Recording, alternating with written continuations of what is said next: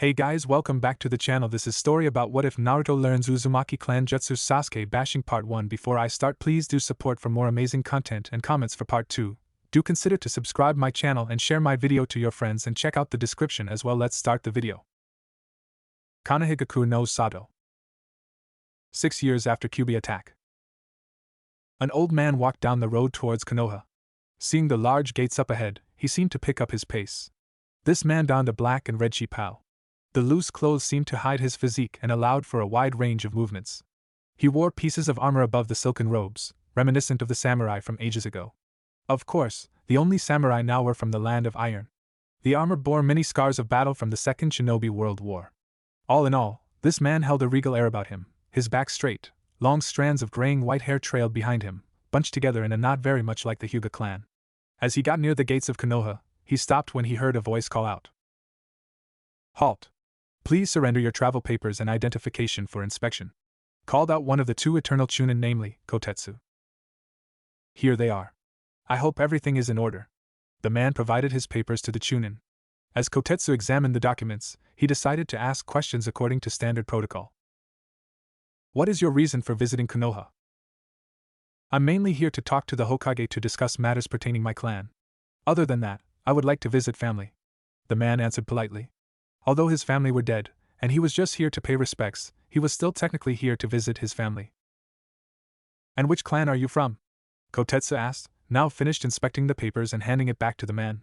The man raised an eyebrow at the question. "Did he even look at my papers at all?" "The Uzumaki clan. You did inspect my papers, didn't you?" the man asked in "Are you stupid?" tone.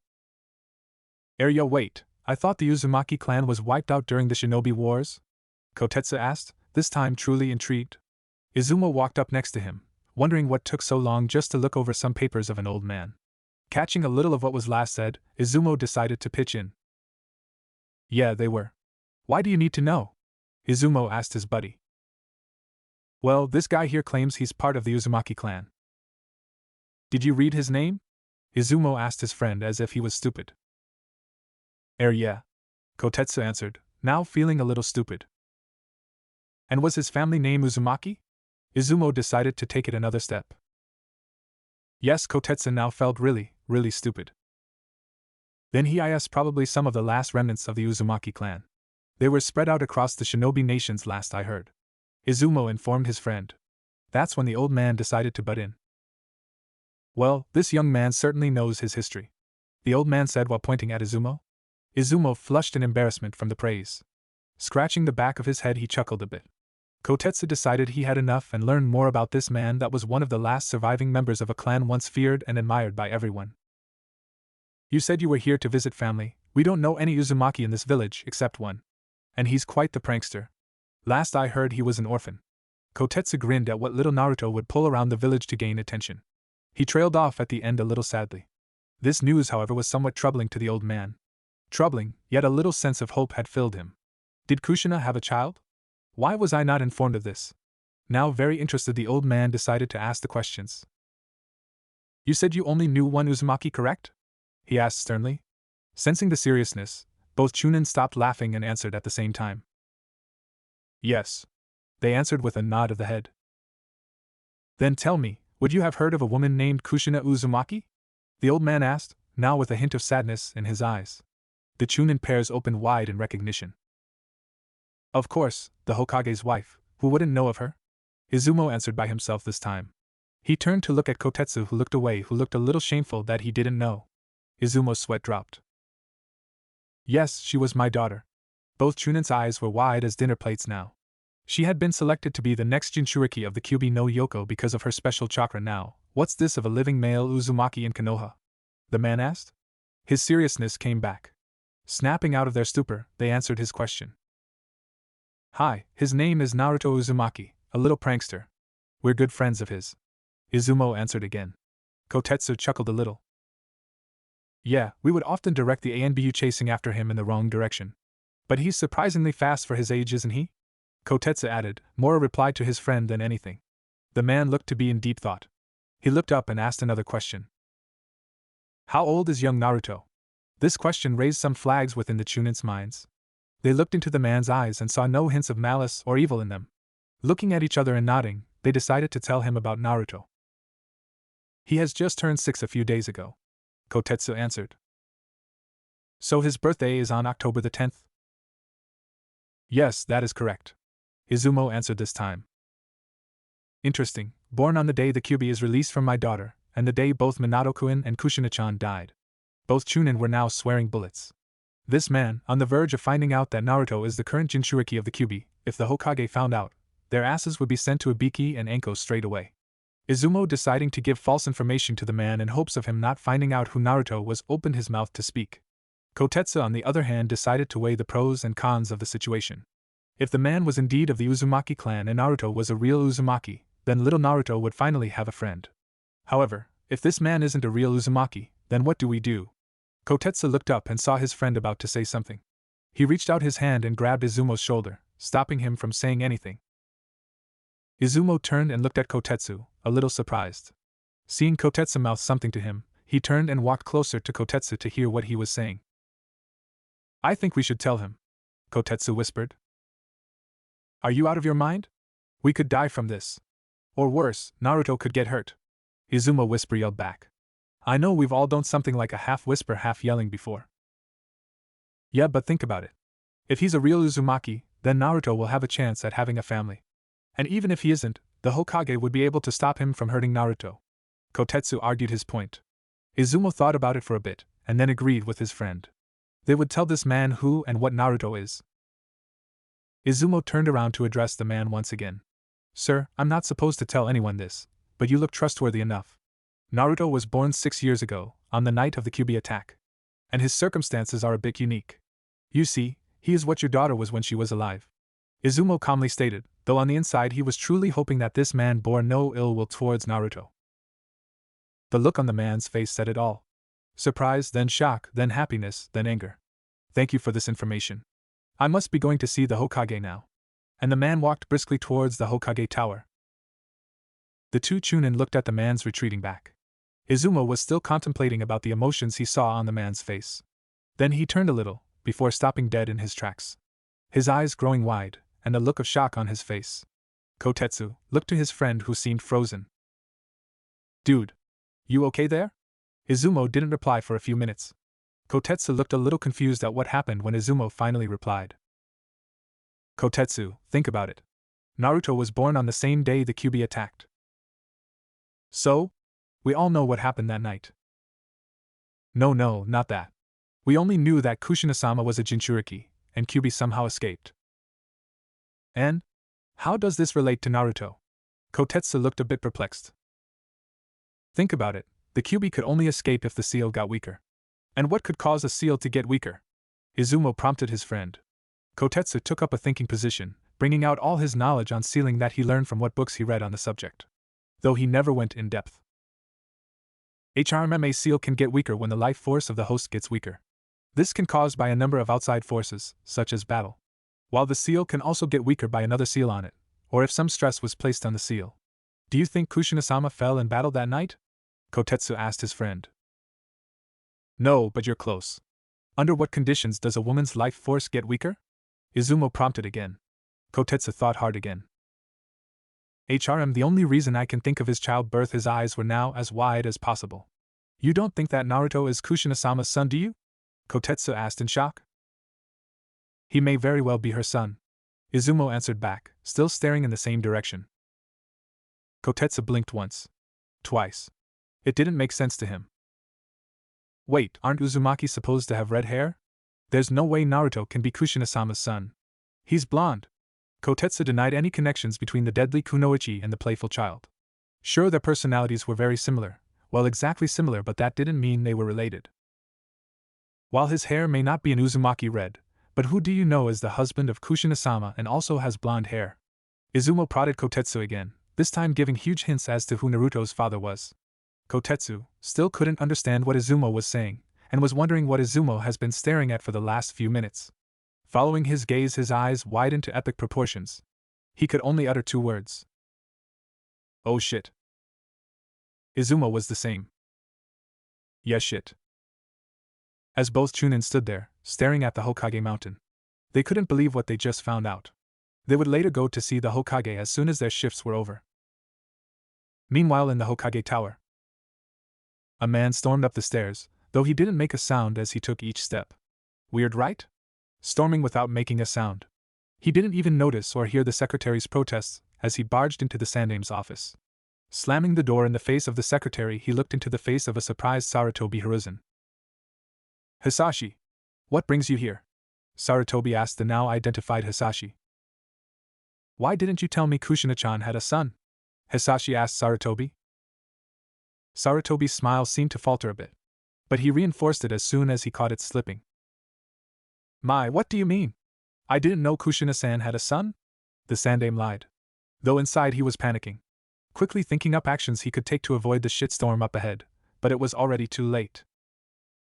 Don't play games with me, Sarutobi, Hisashi exploded. I know she had a son, with the name Naruto. This time he spoke softer. Sarutobi Hiruzen sighed. He couldn't escape this man's wrath, lest all of Konoha be destroyed. I'm sorry for keeping it from you, but I wanted Naruto to have a normal childhood here in Konoha. Sarutobi looked down, not meeting the eyes of the Uzumaki clan head.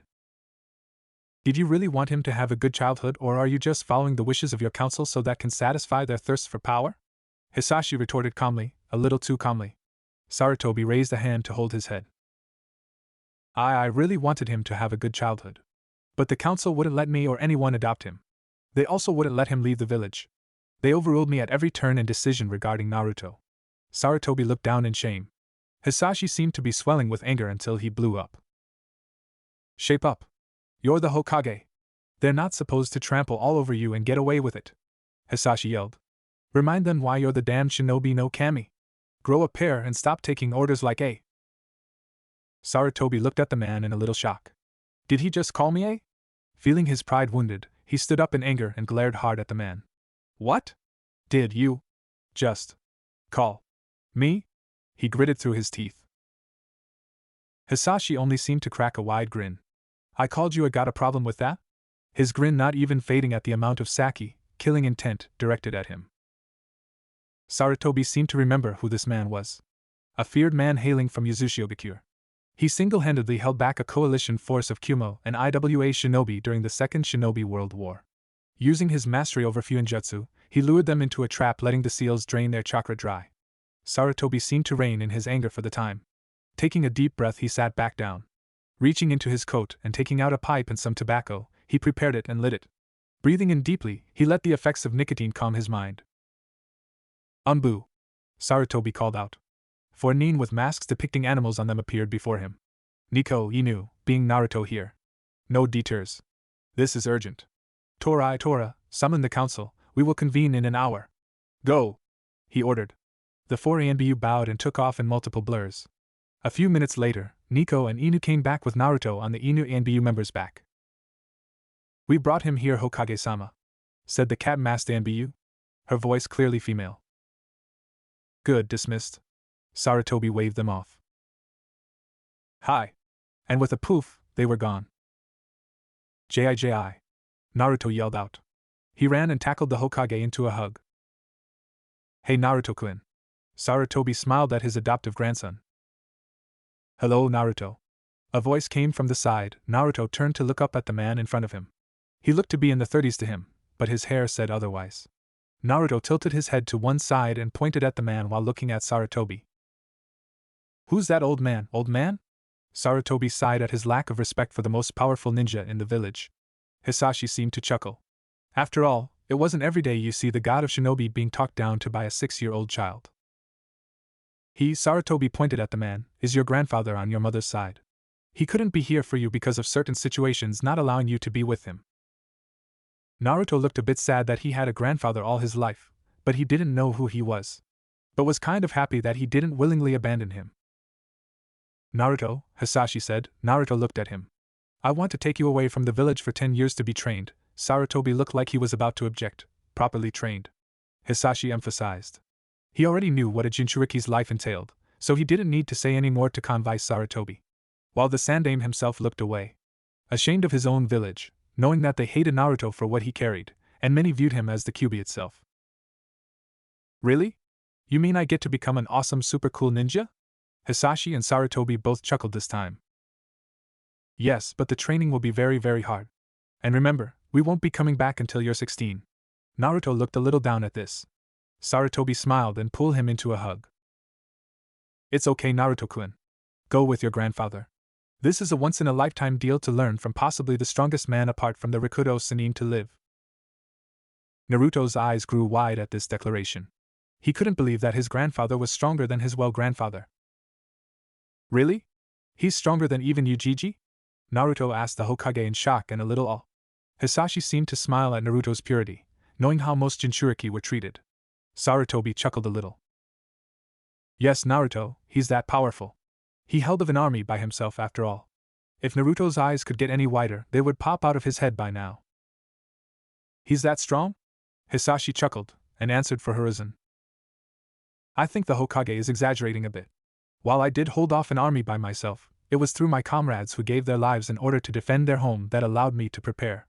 They bought me time while I drew a large-scale seal that would trap the enemies and drain their chakra so I could defeat them. Hisashi said a bit solemnly at the end. As soon as Naruto heard the word seal, trap, enemies, defeat them, he wanted to know what technique could be so powerful. What's a seal? Naruto asked, genuinely interested. Sarutobi chuckled and thought to himself, only an Uzumaki would be so intrigued by seals. Any other ninja would run away in fear because of the difficulty, and the long time it takes to learn.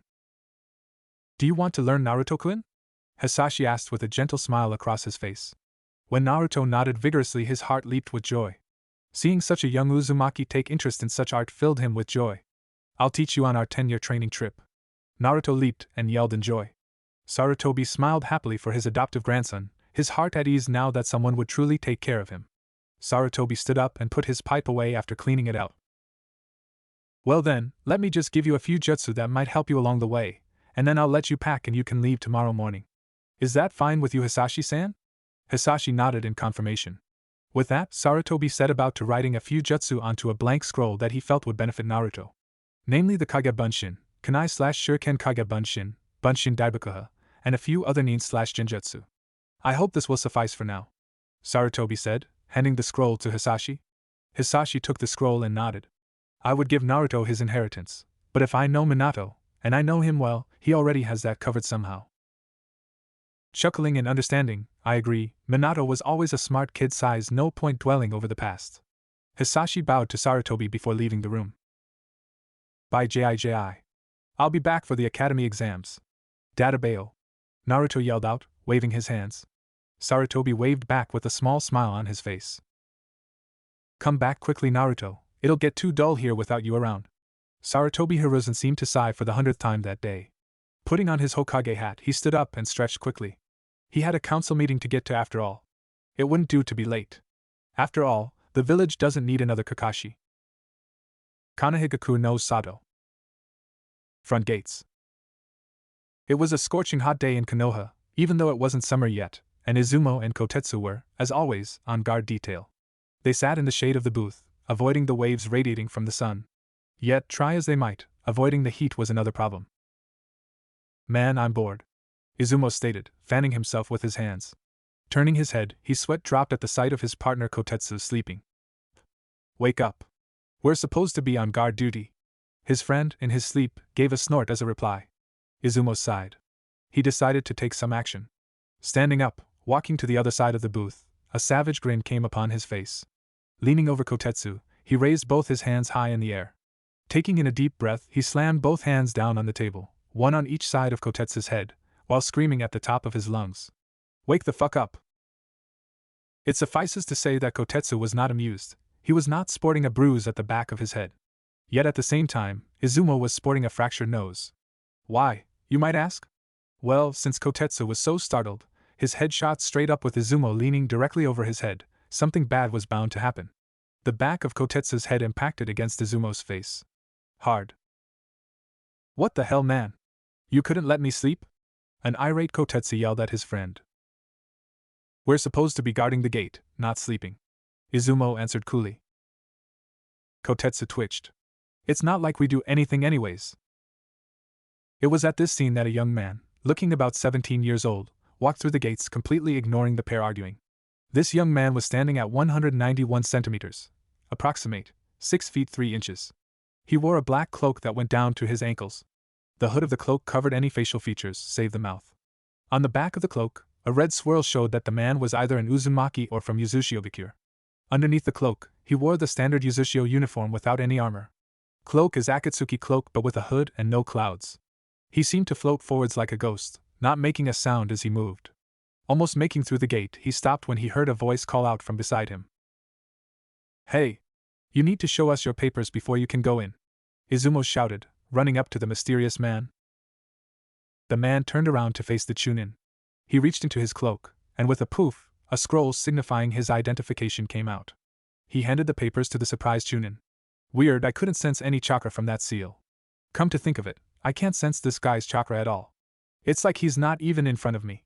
As Izumo took the papers, he tried to look at the man's face through the hood, but no matter how he looked he still couldn't see his eyes or face, just the man's mouth. Izumo looked down at the papers and started inspecting them. Kotetsu, finally getting off his lazy ass, walking up to Izumo to stand beside him, he yawned. Anything wrong? Kotetsu asked his friend. Everything seems to be fine, at least on paper, Izumo said as he closely scrutinized the scroll in front of him. Can I see that? Kotetsu asked, though he was already taking the scroll out of Izumo's hands. It says here that your name is Uzumaki. Naruto. Kotetsu blinked a few times, rereading the name over and over. It seemed very familiar to him for some reason. Izumo, on the other hand, looked very surprised. He stared at this giant in front of him, not believing this man in front of him was the kid that left Konoha 10 years ago. After all, the kid loved to prank others and was very outspoken. This man in front of him was reserved. He carried an air about him like a hyuga, like a noble, but without the arrogance that usually came with the title. Just then, Kotetsu's mind clicked. He had remembered who Naruto was, and came the intelligent reply. What? His mouth hung slightly open, eyes wide. He looked up from the scroll to Naruto, then back at the scroll, and back at Naruto. This happened a few times until he fainted on the spot. Naruto chuckled a little. Yo, Izumo-san. How are ya? His voice, although deeper, was still cheery. Hi Naruto-kun. You've grown so tall. Izumo literally had to tilt his head up to look Naruto in the eyes or where his eyes should be. Hee, yeah? Hey, I need to go talk to Hokage Gigi. Think I can get my ID back? Yes, sure, here you go. Izumo handed Naruto the scroll, who rolled it up and sealed it back into his cloak somewhere. Walking off, Naruto picked up his speed when he was a good distance away. Izumo stood there in shock. The full weight of the situation had not sunk in yet. His friend Kotetsu, however, fell asleep on the ground. He would not wake up until much later. He would later find out that he was left laying there on the ground for close to 6 hours. Hokage Tower. Naruto walked up the stairs to the office. The secretary below waved him in, knowing that the Hokage was probably slacking off and reading that orange book of his. As Naruto came upon the doors to the office, he heard giggling inside. What is that? He leaned into the door and heard more giggling. Oh Misako, you naughty girl. Naruto twitched. He knocked on the door very loudly, hoping that the Hokage would at least put his book away before letting him enter. This time he heard a fumbling of papers, what sounded like many objects falling onto the ground, then he heard a loud thump and curses soon followed afterwards. Naruto's sweat dropped, wondering what was going on until he heard the clearing of a throat.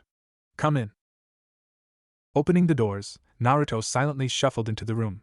Closing the door behind him, he turned to face the aged Kage. How may I help you, young man? The Kage asked. Well, you can start off by giving me a hug after 10 years. Or have you forgotten who I am already? Naruto fake sniffled a little at the end. I don't believe we have met. Sarutobi eyed the man in front of him suspiciously. You really forgot me, old man? How could you? Naruto crossed his arms across his chest, a pout on his face. Even though the Hokage knew the man in front of him was just joking around, it wouldn't do for a Kage to be disrespected. You know you are talking to the Hokage, right? You should show some respect, Sarutobi said sternly, yet in a somewhat kind tone. Sighs, you really are getting old, old man. It's me, Naruto. And with that, Naruto pulled the hood down from his head. A mane of blonde hair flopped out, his face unmarred by the whisker marks that used to be there. If one saw him right now, they would think that the fourth came back to life. Sarutobi just sat there, gaping like a fish. What? And he fainted. Oh, come on.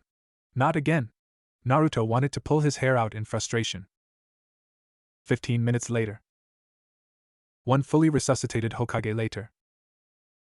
It's been a while, Naruto-kun. You've grown so tall. Sarutobi smiled and looked proudly at his adoptive grandson. Yeah, 10 years, I learned everything I could possibly learn from Hisashi Jiji. He even told me that my training was finished 3 years ago, and that I should travel the shinobi nations to learn the other skills that shinobi need to know. Mainly Gentai and Kenjutsu. I can create my own ninjutsu given enough time, so you won't have to worry about that. Kage Bunshins are great like that. And so I traveled the nations for 3 years. I found 2 most peculiar styles of taijutsu, and I've learned Kenjutsu from a few ex-swordsmen of the 7 Swordsmen of the Mist. Sarutobi's eyes widened at that point. He had heard about the rebellion in Kirigakure, and he also knew of the history of the 7 Swordsmen. To be able to be taught in Kenjutsu by the best, how strong had Naruto become? So anyways, the last few months, I just wandered around the nations with nothing to do. That is, until I came into contact with the Kyuubi for the first time. Sarutobi had a little sliver of fear and doubt in his heart now. That night 10 years ago, he had straightened out the council. He also told them of Naruto's full heritage. Needless to say, that caused a huge fuss over what would happen to Naruto. Sarutobi had told them that Naruto was going on a 10-year training trip with his biological grandfather. He then told them that the matter would be continued when Naruto came back and forbade them from telling anyone about Naruto's heritage until he was ready. But now that Naruto had met the Kyuubi personally, would he hate the village? I hate this village. Sarutobi's world came crashing down. But before he could break down and cry, Naruto kept talking. It's too hot during the summers and too cold during the winters. The weather is just too troublesome. Sarutobi's mind had just registered what happened. Eh? Was his intelligent reply. At least in Uzushio, the temperatures were moderate, because we were surrounded by the sea. Here? You've got nothing in terms of temperature control. Naruto stated. Sarutobi let go a sigh of relief. For a second he thought Naruto would try to destroy this village. Shaking himself out of his stupor, he asked a question this time. So Naruto, could you tell me more on what happened when you met the Kyuubi? Yeah, I would, but isn't today graduation day? Can you just let me go and get the tests over with? Naruto pleaded with his old man. Sarutobi sighed again. Fine, however, after the test you come straight to me to tell me about what happened. Deal? Sarutobi proposed. Deal. Naruto answered happily. Quickly taking out a small slip of paper and scribbling on it, he handed it to Naruto. Naruto, who took the note and read it, looked at the Hokage as if he was 5. No offense, but your handwriting sucks. Sarutobi twitched. That was a blow to his pride. Over 70 years old, and here he was being lectured by a teen about his handwriting. Just go! He yelled. Okay. Sheesh. No need to get your panties in a bunch. Naruto jumped out the window and headed towards the academy. Wherever that was. Sarutobi sighed again. Then he noticed something. Why couldn't I sense his chakra at all? 30 minutes later. Naruto had already circled the village 3 times, yet he still couldn't find the academy. Arg! Where the hell is it? He yelled to the sky. Where is what? A girl giggled. Naruto looked at the girl in front of him. Blinked a few times. Then flushed in embarrassment. Hee, I'm looking for the Ninja Academy, do you know where it is? Silly, you're right in front of it. The girl pointed behind him. Naruto turned around and saw a huge building with the words Academy in big bold letters above the gate. He slapped his forehead. How could I miss such an obvious sign? Thank you, miss. Naruto bowed to the girl. No problem, she said before she went her own way. Naruto turned back around and walked through the gates. Inside the academy, Naruto walked down the halls. 206, 206, 206, where are you? Let's see 315? How the hell did I get on the 3rd floor? Naruto then quickly found a staircase and went down a floor. Let's see 206 that away. Naruto quickly ran off down the halls. Classroom. The chattering of the classroom was overpowering the voice of Iruka. Shut up, Iruka yelled at the class. Yes, it is classified as demonic speech when Iruka yells at his class to shut up. The whole class quieted down, visibly cowed by the overpowering Saki, killing energy/intent, leaking from Iruka. Iruka sighed, then took a deep breath, about to speak when knock knock he was cut off by someone knocking on the door. He sighed again, walking up to the door and opening it. He was surprised to see a teen the same age as his class hand him a note. He took the note and read it over 2 times to make sure that he was reading it correctly. He sighed again. Why did I have to take this job? He asked himself. Turning to the class, Iruka addressed them, "Students, we have a new student here to take the genin tests with you all. He was recommended by the Hokage himself. He has been trained by his clan for 10 years outside the village. Please show respect to him." As Iruka finished, he ushered Naruto in. Now standing at the front of the class, Naruto pulled his hood down. This action caused some girls to gasp at how handsome he looked, and the instant formation of a fan club. Bowing, Naruto introduced himself. "Good morning everyone, my name is Uzumaki Naruto. Nice to meet you all." As he finished, a silence fell over the class. If one could listen closely enough, they would be able to hear a soft troublesome muttered by a certain Nara. Sasuke, deciding to make himself known as the superior, voiced his opinions. "Dobe, what kind of loser clan did you come from?" Naruto merely raised an eyebrow at his rudeness. "Have you not heard of the Uzumaki clan?" Naruto asked, wondering if they were teaching the proper history to the students. "What kind of no-name clan is that?" Sasuke asked again. His fangirls thought he was really cool for some reason. Naruto merely chuckled. The Uzumaki clan was a feared clan amongst all the shinobi nations. Then why haven't I heard of them? The Uchiha thought he had Naruto trapped now. Yet Naruto didn't seem fazed at all. A troublesome was heard again. Naruto decided to call out the Nara this time. "Hey you! The Nara that keeps saying troublesome," Naruto called out. Shikamaru looked at Naruto and raised an eyebrow as if answering yes. "You seem to have heard of the Uzumaki clan. Care to explain to your ignorant classmates?" Naruto jabbed at everyone who had looks of confusion. Shikamaru sighed. The Uzumaki clan was a clan feared by all before and especially after the First Shinobi World War. So much in fact that in the Second Shinobi World War, AIM, and Suna decided than rather attack Konoha, they would first launch an allied strike against Yuzushiogakure, the hidden village founded by the Uzumaki clan. That would eventually spell its demise, but even now, those who remember what happened in the Second War, and those who know enough about history know not to mess with an Uzumaki in any matter. Sasuke looked furious at the fact that this no-name clan had outshone the Uchiha name throughout history. But then he noticed Shikamaru didn't say anything about their abilities. Smirking, he decided he would find a weakness by the end of today. "Oh? And what did they specialize in? Ninjutsu like the Uchiha? Taijutsu like the Hyuga? Maybe Genjutsu? Or even Kenjutsu? We all know that Gentai and Kenjutsu are inferior in many ways to Ninjutsu." Sasuke smirked, thinking he had won. While that may be true, the Uzumaki clan didn't specialize in any of those paths. They specialized in the art of Fuinjutsu. Shikamaru drawled out. Sasuke's smirk seemed to grow even wider. "Fuinjutsu? What can they do with that? Seal their enemies away?" Sasuke and his followers laughed. Naruto just stood there, eyebrows still raised, looking on in an amused fashion. He decided to cut in.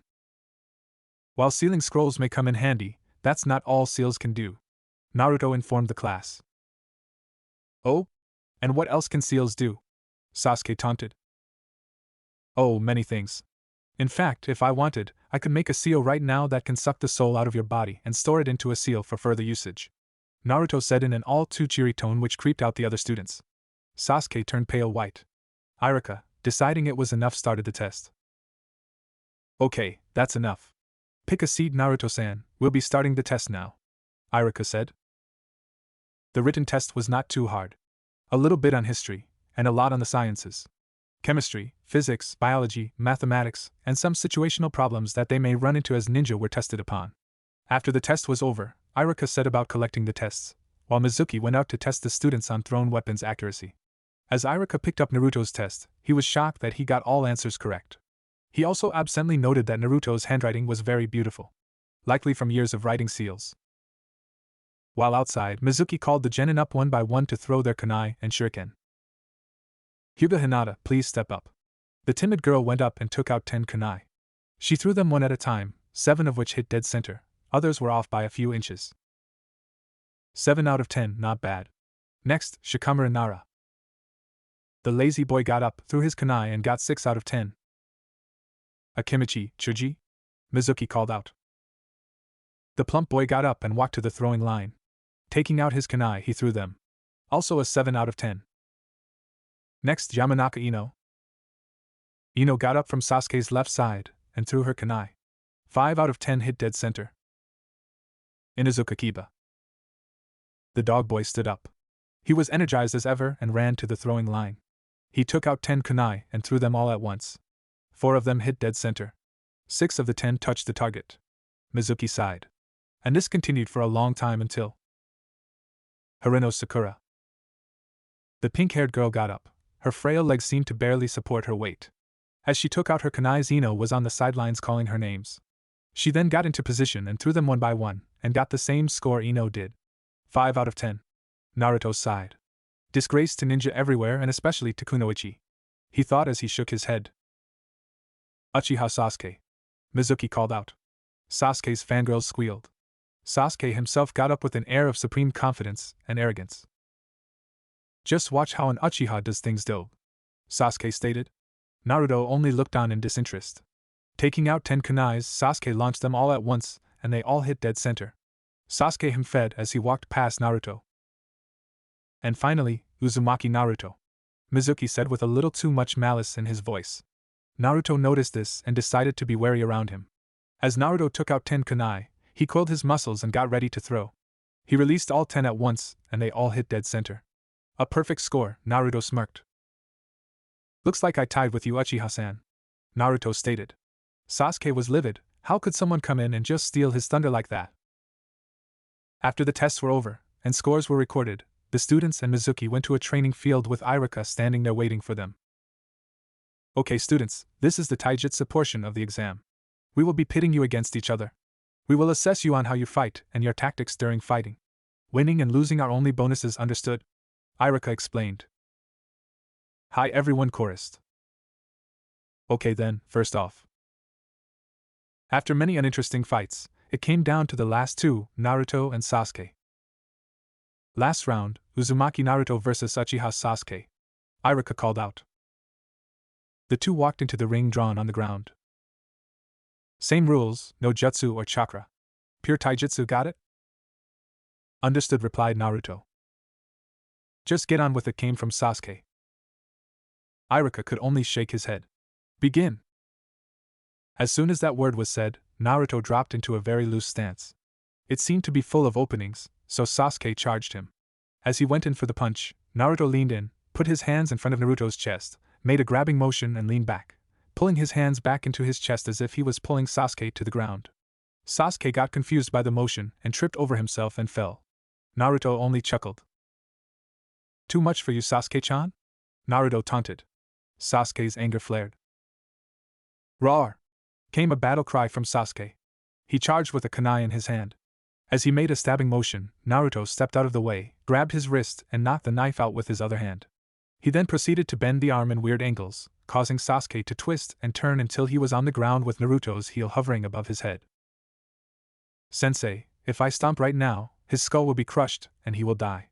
Please call the winner, Naruto calmly said to Irika. Alright. Winner, Uzumaki Naruto. The other students stared at Naruto in awe. He just defeated the great Uchiha in single combat. Of course, the fangirls were calling for his blood, saying he cheated. As the class shuffled back into the classroom for the last portion of the exams, Sasuke lay there wondering how the blonde got so strong and how he would gain that power so he can kill his brother. In the classroom. Okay class, now we will commence the ninjutsu portion of the exams. Please get back into your seats while I call you up one by one to be tested, Irika said. The students all sat back down, chatting with their friends. Naruto sat down beside Shikamaru, who started to drift off to sleep. Naruto sighed at the Nara's antics. Hey, my name's Naruto, what's yours? Naruto introduced. Shikamaru sighed, troublesome. Shikamaru. There was a pregnant pause. So, that seal that you said that can suck souls out. Is it real? Shikamaru asked, interested.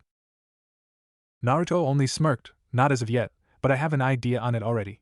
Rather than just sealing your soul, I could just seal your whole body, or I could create a seal that separates your chakra from your body, and seal your chakra away, effectively drawing your soul out with you. Shikamaru's eyes twitched. Though he didn't fully understand seals, he knew they were powerful, just not this powerful. Troublesome. Naruto only chuckled. As each student got called up one by one, many came out with their headbands and a few had come out crying. Naruto just sat in his seat, looking out the window, enjoying the sun. He was about to fall asleep when he heard his name called. Uzumaki Naruto, come in for your test. Mizuki grit his teeth, directing his hate and sake at Naruto. Naruto just shrugged it off and kept walking. As he entered the room, he saw Iruka behind a desk with a stack of papers beside him. Mizuki sat off to the side. Okay, Naruto, would you please do a henge for us, please? Naruto raised an eyebrow at this. The academy grades on such low-level jutsu? Shrugging, he performed the hand seals and poof. Henge no jutsu, Naruto said barely above a whisper. He transformed his look into the sandame. Iruka looked impressed. There didn't seem to be anything off about his henge. Mizuki looked a little angry.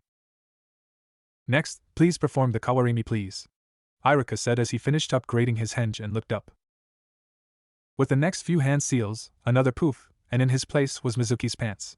Iruka looked over to his left, and sure enough, Mizuki was pantless and Naruto was standing behind him.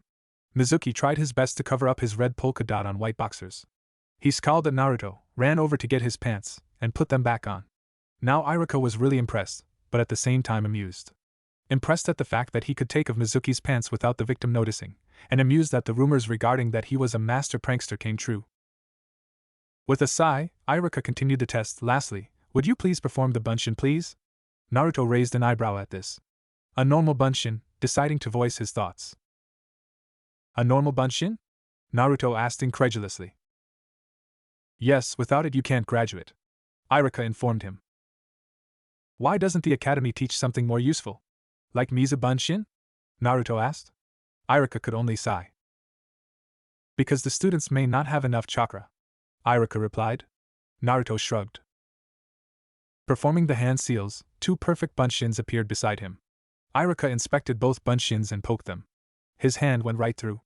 Nodding, Iruka wrote down the marks on his paper. He took a black headband and handed it to Naruto. Congratulations, Genin Uzumaki. Iruka smiled. Naruto reached out with both his hands and accepted the headband with a bow. Thank you, Iruka-sensei. Naruto tied the headband over his forehead, lifting the blonde tufts of hair that covered his face.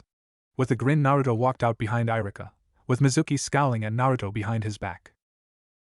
Congratulations to those that passed, and for those that didn't, there's always next year.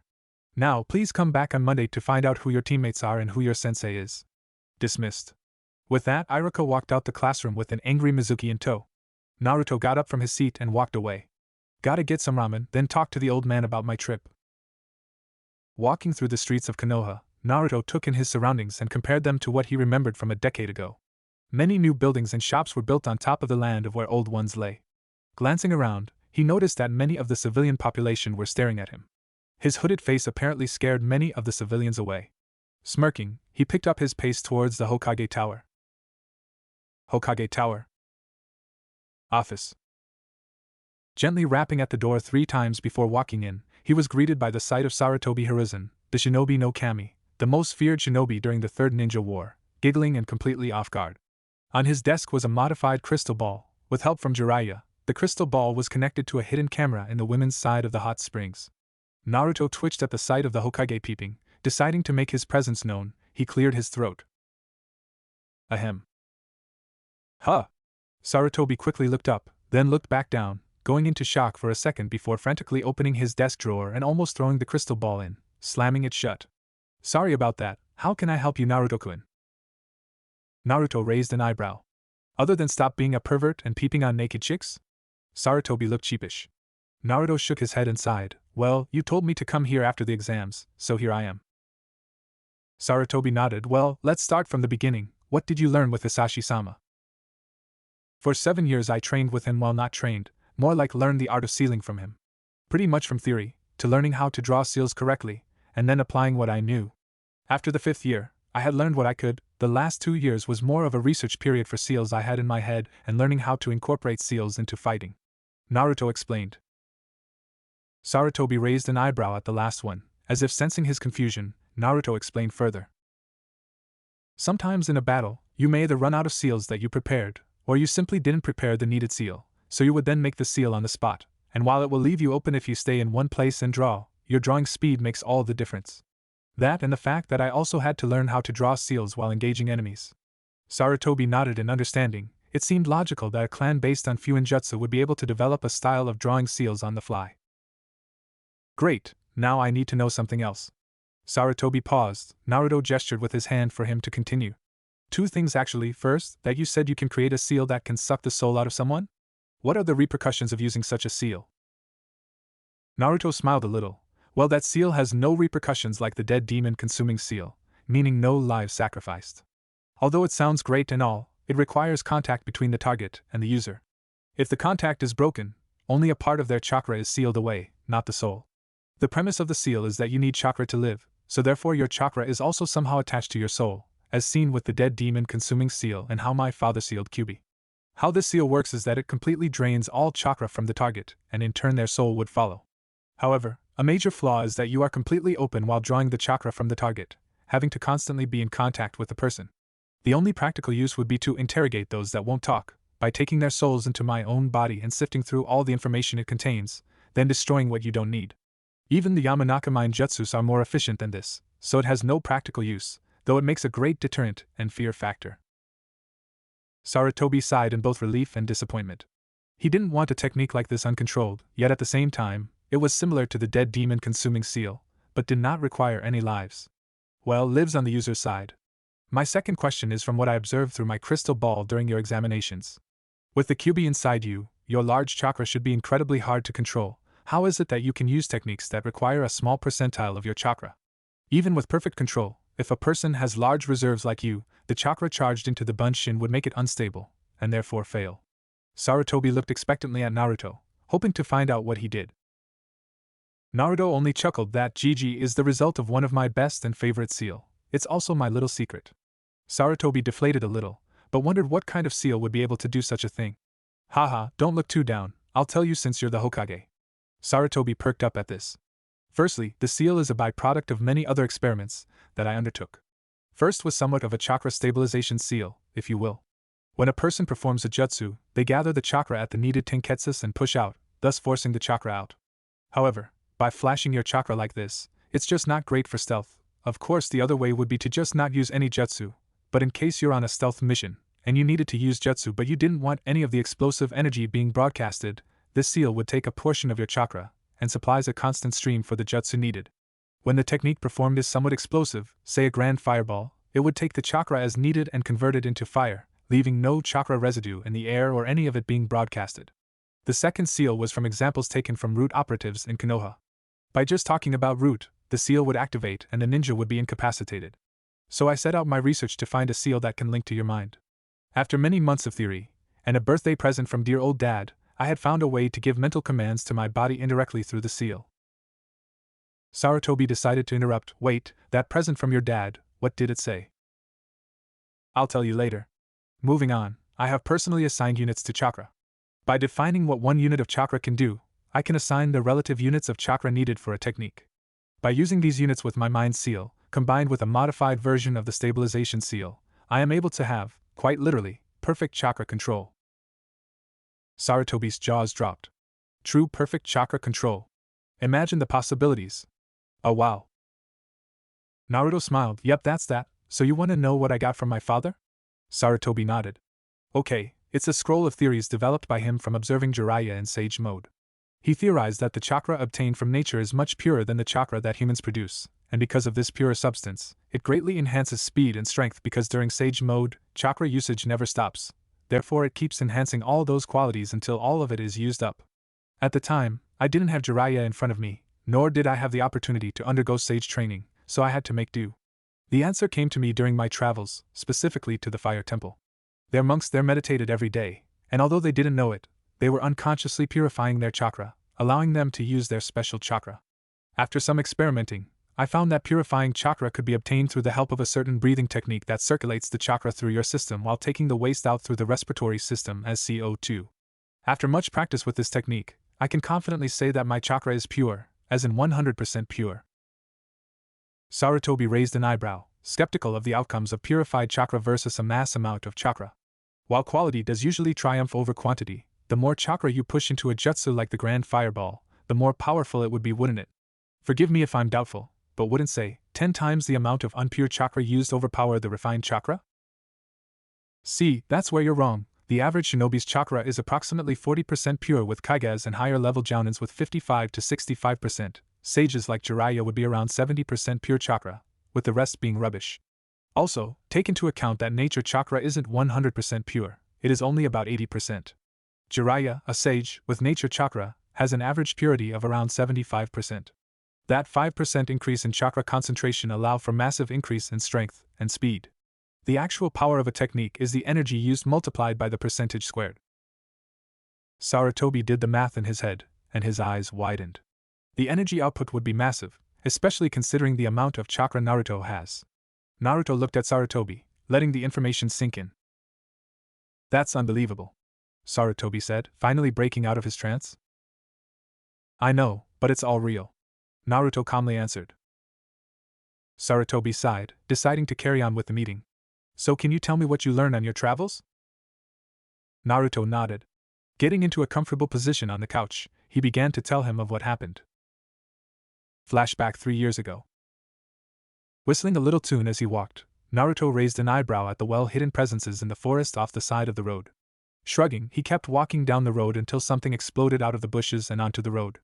As the figure got onto the road, he stopped moving immediately, as if frozen on the spot. A second after this happened, 2 more figures jumped on the road but got frozen as well. Naruto smirked.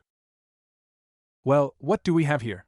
Naruto said as he walked towards the 3 figures stuck in a pose like a figurine. Looking the 3 people over, Naruto's grin got even wider. So we have 2 ex-swordsmen of the mist, Naruto said, taking notice of their headband, and 1 defective hunter nin? Naruto looked a bit puzzled at the hunter nin. Growling came from the blue-skinned shinobi known as Kisame. Hashigaki Kisame, one of the 7 swordsmen of the mist, how are you today? Let me go GKI. Kisame yelled at Naruto. The other nuke nin sighed. Baka, he in a position to end our lives, don't you think you should treat him a bit better? Turning towards Naruto, Zabuza asked another question. What did you do to us? Why can't we move? Naruto smiled. The reason you can't move is because of a few seals I applied in this area. What do you mean? We didn't see you apply any seals. Kisame yelled. Correct, you didn't see me apply any seals. The 3 figures looked at Naruto as if he was stupid, and that's why I win. I'm by winning. Sorry, had to do that. If the 3 nin could face fault, they would have. The hunter nin turned his head slightly towards Zabuza. I think he's crazy, he whispered. Yeah, I agree completely. Zabuza nodded. Naruto noticed the 2 talking and Kisame squirming, trying to get free. Coming up with a plan, he smirked. This is perfect, Naruto yelled, making the 3 look at him with raised eyebrows. I have a plan. Do you want to hear it? Naruto asked them with a big grin on his face. Zabuza was a bit cautious. What if we don't want to hear it? He eyed Naruto. Then I kill you right here right now, Naruto answered all too happily. I think we'll listen to your plan. Kisame decided for the group, opting for the route with a higher chance of survivability. Great. Naruto jumped in joy. Here's my plan. You 2, he said, pointing to Zabuza and Kisame, will teach me everything you know about Kenjutsu and I learn. Zabuza and Kisame looked at each other. What do we get out of this? Zabuza asked. You get to live a while longer, and maybe I won't kill you when my training is over, Naruto said, still too happily. This made the 2 nin really sweat. Kisame looked to Zabuza for help. Zabuza only shook his head. Kisame sighed. We'll help you, brat. Great. Flashback Yendi. And I trained with them for about 2 years or so, Naruto said as he finished his story. Sarutobi blinked a few times. You threatened 2 of the more powerful swordsmen and lived? Naruto nodded. Sarutobi then sighed. I'm getting too old for this anyways. Anything else other than meeting the Kyuubi that I need to know about? Naruto thought for a second. Not really, no. The meeting with the Kyuubi was pretty uneventful. Only thing I learned was that the Kyuubi in both attacks against Konoha was forced to, under the control of an Uchiha, more specifically Madara if my assumptions are correct. Sarutobi paled at this information, going into a semi-shocked state. He sighed, a bit depressed knowing that Konoha and the rest of the shinobi nations would be in conflict again sometime in the future. That's all for today, Naruto, thank you. No problem, Gigi. Naruto grinned. Sarutobi groaned. Anyways, while you were at the academy, I have arranged a small house for you to live in, Sarutobi informed him while opening the top drawer to his desk. Grabbing the keys, he tossed it to Naruto. Snatching the keys out of the air, Naruto grinned. Thanks, old man. Oh. And if you're ever looking for me, you would have better luck finding me in the forest of death than my home, so try the forest before my home, alright? Later, Naruto said. Sarutobi shook his head in amusement, taking his pipe and lighting it, just like his personality, always looking for a thrill. Someday the animals will get you, Naruto, just watch out. That and Sarutobi's eyes widened, pipe falling out of his hand. He had forgotten about Anko and her favorite place of dwelling. Contemplating about whether to warn Naruto about or not, he shrugged, picking up his pipe and lighting it again. He would be okay, right? Forest of Death. After dropping his things off at home, Naruto decided to take a stroll and maybe a nap in the forest. Walking up to the large gates, he saw the many signs that read danger and forbidden all over the fence surrounding the forest. A Cheshire grin came upon his face. This is my kind of forest, he stated as he jumped over the gate and landed on the other side. Walking deeper into the forest, he noticed a presence watching him but paid no mind to it, most likely a large animal that this forest is famous for. Forest of Death.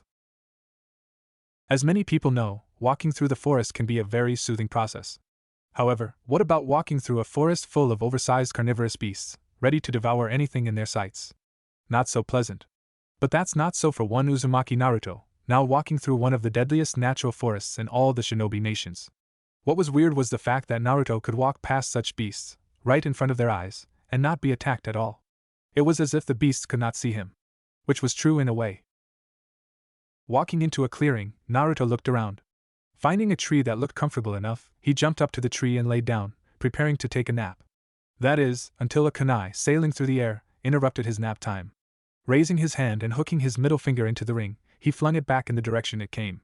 Slowly getting up, Naruto pulled out a blank mask and put it on. I guess the presence I felt when coming into the forest was you, wasn't it? I must commend you at keeping your intentions hidden. Had I not went against my senses, you would be, for all intents and purposes, dead. A silence filled the air. Naruto stood there, waiting for a few minutes. Suddenly whipping his body around, his hand shot up and blocked a strike from his assailant. Grabbing the arm, he twisted the elbow up while holding the wrist down, causing the arm to twist in an unnatural position, holding the rest of the body down, keeping it immobile. The attacker growled, for being subdued so easily. Naruto closely inspected his assailant.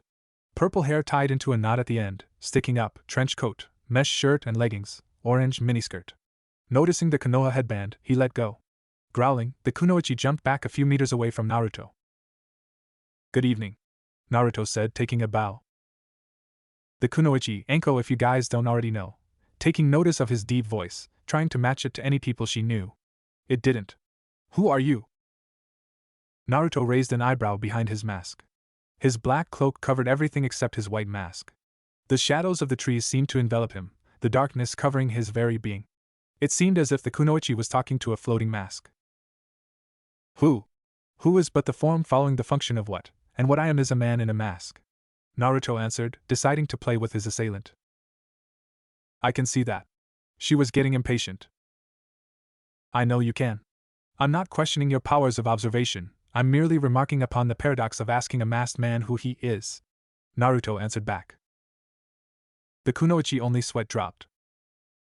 Anyways, I am the Kyubi no Yoko. And he started cackling madly.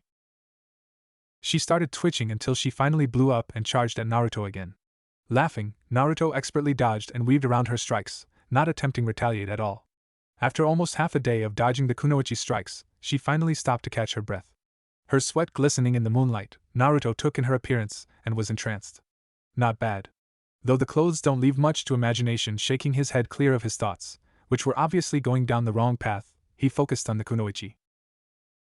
Are you done yet? Maybe we could properly introduce ourselves now, Naruto politely asked her. Grr, take off that mask, she yelled at him. Thinking it over, oh alright. Raising his hand to his face, he grasped his mask. In one swift motion, he took it off only to reveal another mask underneath. XD loved masks and the wonders of them. Screaming in frustration, Anko, I will refer to her as this from now on, shot forward and tackled him, surprised that he didn't make any attempts at dodging. Sitting up, Anko held Naruto down and ripped the mask off and flipped the hood back. She was not, however, prepared for what met her eyes. A young blonde male, very handsome in her eyes, with a blush on his cheeks, arms covering his chest like a female would cover their breasts. Aye, Naruto yelled, shaking. You beast! Please be gentle. Anko really blew up this time. Throwing away the mask, she proceeded to choke him to death while shaking him. Like Homer choking Bart. Laughing a bit, while choking, Naruto grabbed both wrists and flipped them over so he was on top, straddling her, holding her arms above her head. Anko started kicking and screaming obscenities at Naruto. Chuckling a little, Naruto decided to give a real introduction this time. "Let's try this again, shall we?" Anko stopped struggling, though Naruto still didn't get off. "My name is Uzumaki Naruto, pleased to meet you. Might I be honored to get the name of the lady beneath me?" Huffing, Anko replied, "Mitarashi Anko, I help with the torture and interrogation within the leaf." "Yes, of course. Might I ask as to why you attacked me?" "You were trespassing on my territory," Anko replied, defiantly. "Your territory? I don't recall the forest or any training grounds belonging to one person. The village operates and controls training grounds 44, does it not?" Anko nodded. "Then why do you claim that it is your territory?" "I spend all my time here. It's one of those things that everyone just accepts and everyone knows about it," Anko replied. "Ah, of course."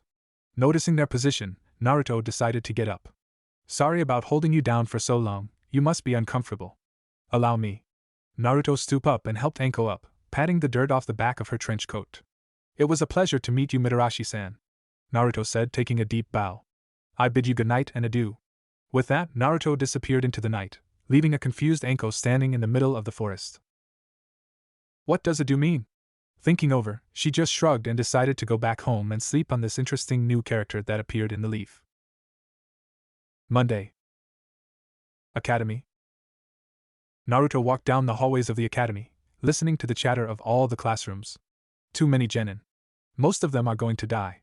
He looked at many of the new genin sadly, wondering if any of them knew what being a ninja truly meant. Walking into his classroom, he looked around and saw that everybody was present except for Mizuki. Wonder what happened to him, oh well. Naruto walked up the stairs and sat beside Shikamaru. Greeting each other with a nod, Naruto sat down and Shikamaru lay his head down on his desk again. "Congratulations, genin. Today, you are to be assigned 2 teammates and a Jounin sensei.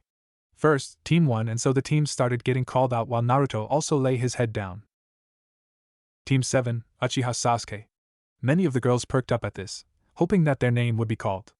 Haruno Sakura. Sakura jumped in joy and gloated over all the other girls. And he paused, building up suspense. Many of the fangirls leaning forward hoping that their name was to be called. Uzumaki Naruto. As soon as the name was said, a silence fell upon the classroom. Almost everyone turned their head to the back to look at said blonde who was seemingly asleep. Continuing with the teams, Irika called out the rest of the teams. Team 8, Inuzuka Kiba, Hyuga Hinata, and Aburame Shino. Team 9 is still in circulation under Jounin Meito Gai. Team 10, Nara Shikamaru, Yamanaka Ino, Akimichi Chuji. And he went on to finish the rest of the teams. Your Jounin sensei will be here shortly to pick you up. Please wait patiently. And with that, Irika left. A few minutes later, a kunoichi with waist-length shaggy black hair appeared at the door. Team 8, come with me. The members of Team 8 stood up and walked to the door. Then, a bearded man with a smoke in his mouth walked in. Team 10, come with me. And they followed. Slowly, all the teams were called and let out, that is all except Team 7. Sitting there waiting for almost half an hour, Sakura started to get agitated, her patience wearing thin. Damn it, where is he? She yelled out in frustration. Sasuke did not even pay attention and kept staring out the window. Naruto had woken from his nap and started meditating. 2.5 hours later. The door opened and a silver-haired Jounin poked his head in. Sakura and Sasuke turned to look at the man. Naruto just opened an eye to look at the man. Team 7? Sakura nodded in confirmation. Meet at the rooftops in 5 minutes. If any of you are missing or late, I won't be teaching this team. With that, he disappeared with a poof. Sakura and Sasuke quickly ran out the door in hopes to reach the rooftop before the time was up, forgetting about their blonde teammate. Rooftop. Kakashi was reading his book peacefully, though in his mind, he was wondering how his students took to waiting for him for 3 hours. It'll be fine. So Hataki-san, care to tell me why you were late? A voice said to his side. Surprised and caught off guard, he turned to look at his student. How did he get up here without me noticing? Kakashi sighed, knowing that this team would be a real challenge if they passed the bell test. How did you get here so fast? The average genin can't really climb walls or jump this high. Yes, well, I'm not your average genin, Naruto answered calmly, walking to the railings and leaning on it. I can see that. Few jounin could fool my sense, much less genin, which begs the question, who are you really? Kakashi eyed Naruto, hoping that he would give an answer. Naruto looked a bit puzzled. Didn't the old man tell you who your students were? The old man? Kakashi raised an eyebrow. The Hokage, Naruto replied. Kakashi's eyes widened in shock then narrowed. You had better show some respect to Hokage-sama, Genin, Kakashi said dangerously, stressing the last word, Genin. Naruto smirked. Well, if you knew the old man on a personal level, to the point that he is your grandfather, then it doesn't matter now, does it? Kakashi seemed to buy that answer for now. Now again, why don't you know your students' names? Oh, that I didn't bother asking, Kakashi replied. Back to the original question then, who are you? Naruto chuckled. You'll find out when we do the introductions. Here they come. Kakashi looked up from his book, and surely enough, there stood the rest of his team. Sakura was breathing hard from running up the few flights of stairs, whereas Sasuke slightly winded because of his better physical conditioning. How did you get here before me and Sasuke-kun? Sakura pointed an accusing finger at Naruto. He shrugged. I walked. I smiled at the answer. Now, all of you sit down, Kakashi said, pointing at some steps. Sakura and Sasuke sat down on them while Naruto stayed by the railing, leaning over and looking at the pedestrians below. Let's begin with an introduction. I'll start to give you guys an idea of what to do, Kakashi said, clearing his throat. My name is Hatake Kakashi. My likes are none of your business. My dislikes you don't need to know. My hobbies maybe I'll tell you when you're a bit older. My dreams, well, you guys are too young to understand. Kakashi finished with a little giggle. Naruto chuckled along with him. Sakura and Sasuke, however, looked incredulously at their teacher. He told them nothing. You next, girl with the bright pink hair. Sakura seemed a bit perturbed the name but continued anyways. My name is Haruno Sakura. My likes include, looks at Sasuke. My hobbies are, looks at Sasuke. My dream is to fuck Sasuke unconscious, looks at Sasuke. And my dislikes are Ino Pig. You next, Duckbutt. Kakashi pointed to Sasuke. Growling a bit, Sasuke answered. Uchiha Sasuke, not many likes, many dislikes. No dream, only an ambition to kill a certain man. Kakashi inwardly sighed. Great, an Avenger and a fangirl, let's hope this last guy is at least sane. Kakashi pointed at Naruto, indicating that he wanted him to speak. Naruto gained a smirk on his face. Yes, he would play with them. He pulled his mask out and put it on. Voila! He yelled, scaring the shit out of the onlookers. In view, a humble vaudevillian veteran, cast vicariously as both victim and villain by the vicissitudes of fate. This visage, no mere veneer of vanity, is a vestige of the vox populi, now vacant, vanished. However, this valorous visitation of a bygone vexation stands vivified, and has vowed to vanquish these venal and virulent vermin vanguarding vice and vouchsafing the violently vicious voracious violation of volition. Turning abruptly, he pulled out a kunai and slashed a wall, forming a V. Calming down a bit, he continued. The only verdict is vengeance, a vendetta, held as a votive, not in vain, for the value and veracity of such shall one day vindicate the vigilant and the virtuous. Bringing his hands together, Naruto chuckled madly. Verily this vichyssoise of verbiage veers most verbose, so let me simply add that it's my very good honor to meet you and you may call me V. The three nin looked at him like he was crazy. Kakashi had dropped his book, while Sasuke and Sakura had dropped their jaws. He is crazy. Naruto chuckled a little. Just kidding. And the three nin face faulted. Anyways, let me properly introduce myself. With that, he took his mask off and then took his hood off. My name is Uzumaki Naruto. Kakashi's eyes widened in shock. My likes include Fuinjutsu, the forest of death, and various amounts of foods such as ramen and dango. Kakashi started to sweat a little at this. He was a bit too much like Anko to be safe. My dislikes, well, there are many dislikes, and let's just leave it at that. My hobbies include taking strolls and naps in the forest of death. Yep, too much like Anko. Kakashi thought. A dream for the future would be to make the Uzumaki clan name both respected and feared across the shinobi nations. He finished with a smile. How was that for an introduction, Inu-san? He said to Kakashi. Kakashi was shocked. How did you know? How would I not recognize that silver hair? Kakashi rubbed the back of his neck in embarrassment. Sakura decided to interject. Wait, how do you know Kakashi-sensei? She asked Naruto. Before I left, Kakashi here was still in ANBU. I would bother him all day long until he played with me. Naruto said a little smugly. Don't just go telling everyone that I used to be in ANBU. Kakashi smacked Naruto, getting a loud yelp from him. Naruto grumbled a bit. Turning towards the other students, he dismissed them with a few parting words. Show up tomorrow for training. 6 o'clock sharp. I suggest you don't eat in case you puke. With that, the two other nin left. Turning to his younger brother in all but blood, they started talking about the adventures that Naruto had in the past few years. Few hours later. You know that the team will not work out, right? Naruto informed Kakashi, who only raised an eyebrow. And why do you think that? Kakashi asked.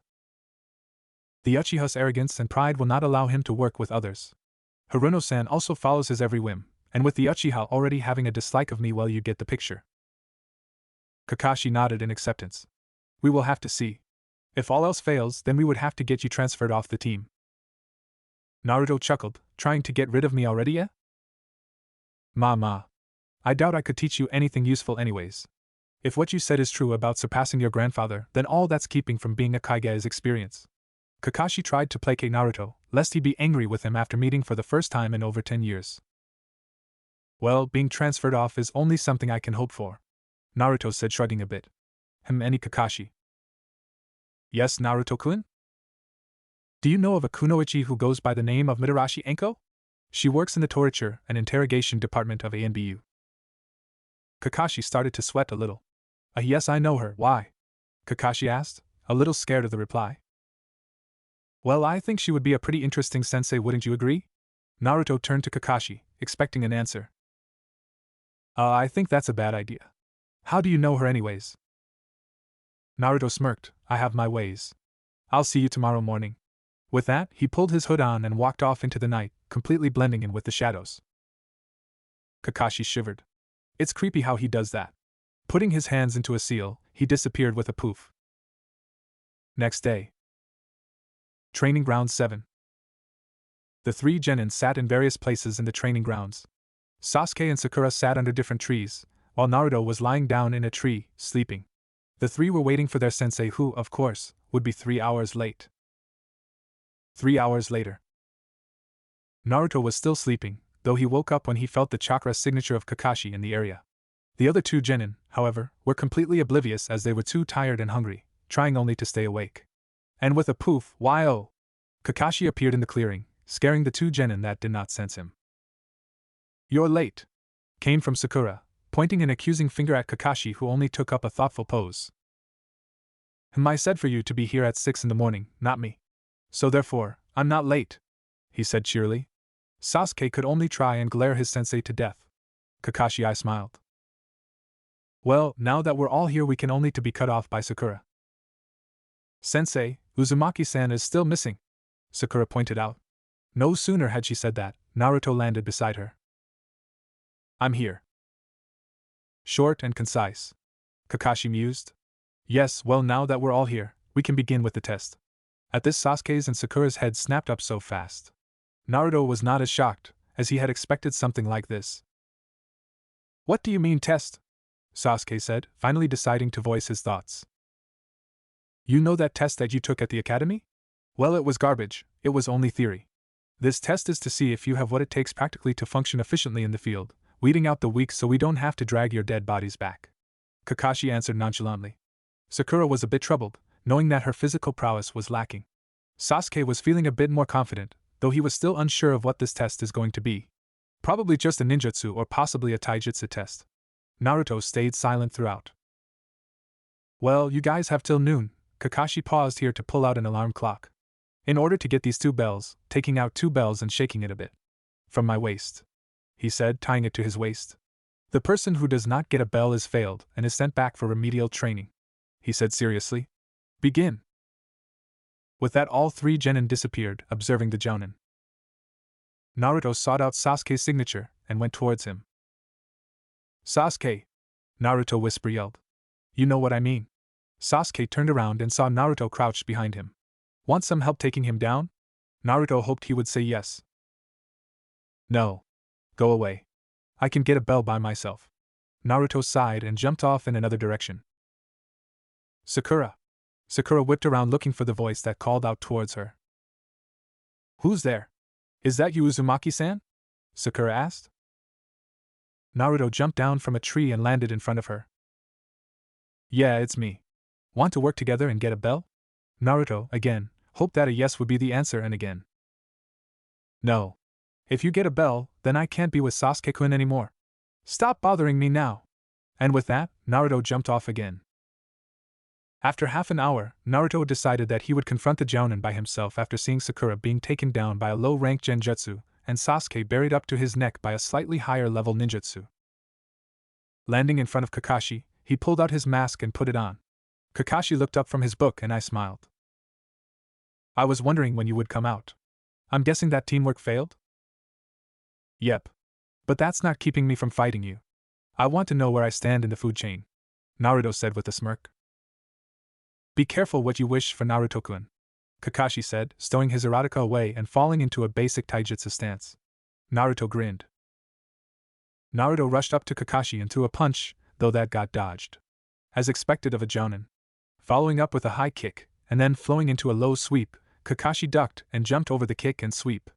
Pulling out a few shuriken, Kakashi flung them at Naruto, who took out his own shuriken and deflected them in mid-flight. Naruto pulled out a kunai and started slashing away at Kakashi. Shit, he's fast, Kakashi thought. I might even have to pull out the Sharingan early. Kakashi reached up to his headband, but before he could pull it back, Kage Bunshin no Jutsu and poof, another Naruto appeared behind Kakashi, looped their arms together, and interlaced his fingers behind Kakashi's head.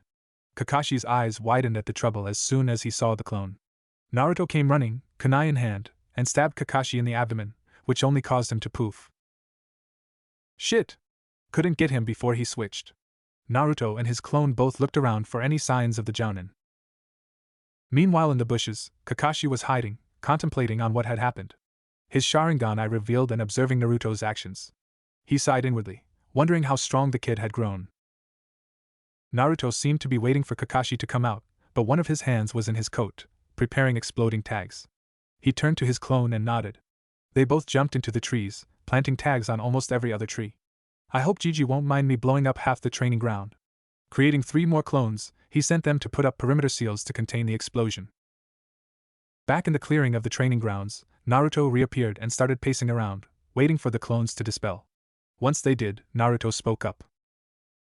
Kakashi-san, if you won't come out, I'm going to have to smoke you out, Naruto yelled. In the bushes, Kakashi was a bit scared at what Naruto would do. Still won't come out? Oh well, don't say that I didn't warn you. With that, he put his hands together and sent out a small pulse of chakra, barely noticeable, activating the 100 or so tags in the forest. The explosion, quite literally, both smoked and blew Kakashi out of his hiding place and in front of Naruto, although a bit charred and covered in soot. Standing up, Kakashi coughed and dusted himself off, trying to get rid of the soot that covered him. How many tags did you even put up? Kakashi said, still coughing a bit. Naruto only grinned victoriously. I put up 100 tags or so. All spread out around the forest through Kage Bunshins. I figured if you were going to keep hiding, and I wasn't about to go into the forest in search of you and risk an ambush, I might as well force you out. And well, here you are. Kakashi sighed. Looks like I have to go serious on a genin. Naruto's grin only got wider, though nobody could see under that mask. Kakashi dashed at Naruto at a top speed, pulling out a kunai. He made several slashes, many of which came close to drawing blood. Damn, guess you're not jounin' for nothing, Naruto commented on Kakashi's speed while ducking under another slash. The one thing Kakashi did not notice was that Naruto was dragging his feet on the ground, making indentations of all shapes and sizes on the ground. After a few minutes, Naruto quickly jumped back from Kakashi, who had stopped his offense, waiting for Naruto to make a move. Naruto smirked. Kakashi-san, this is your first big mistake.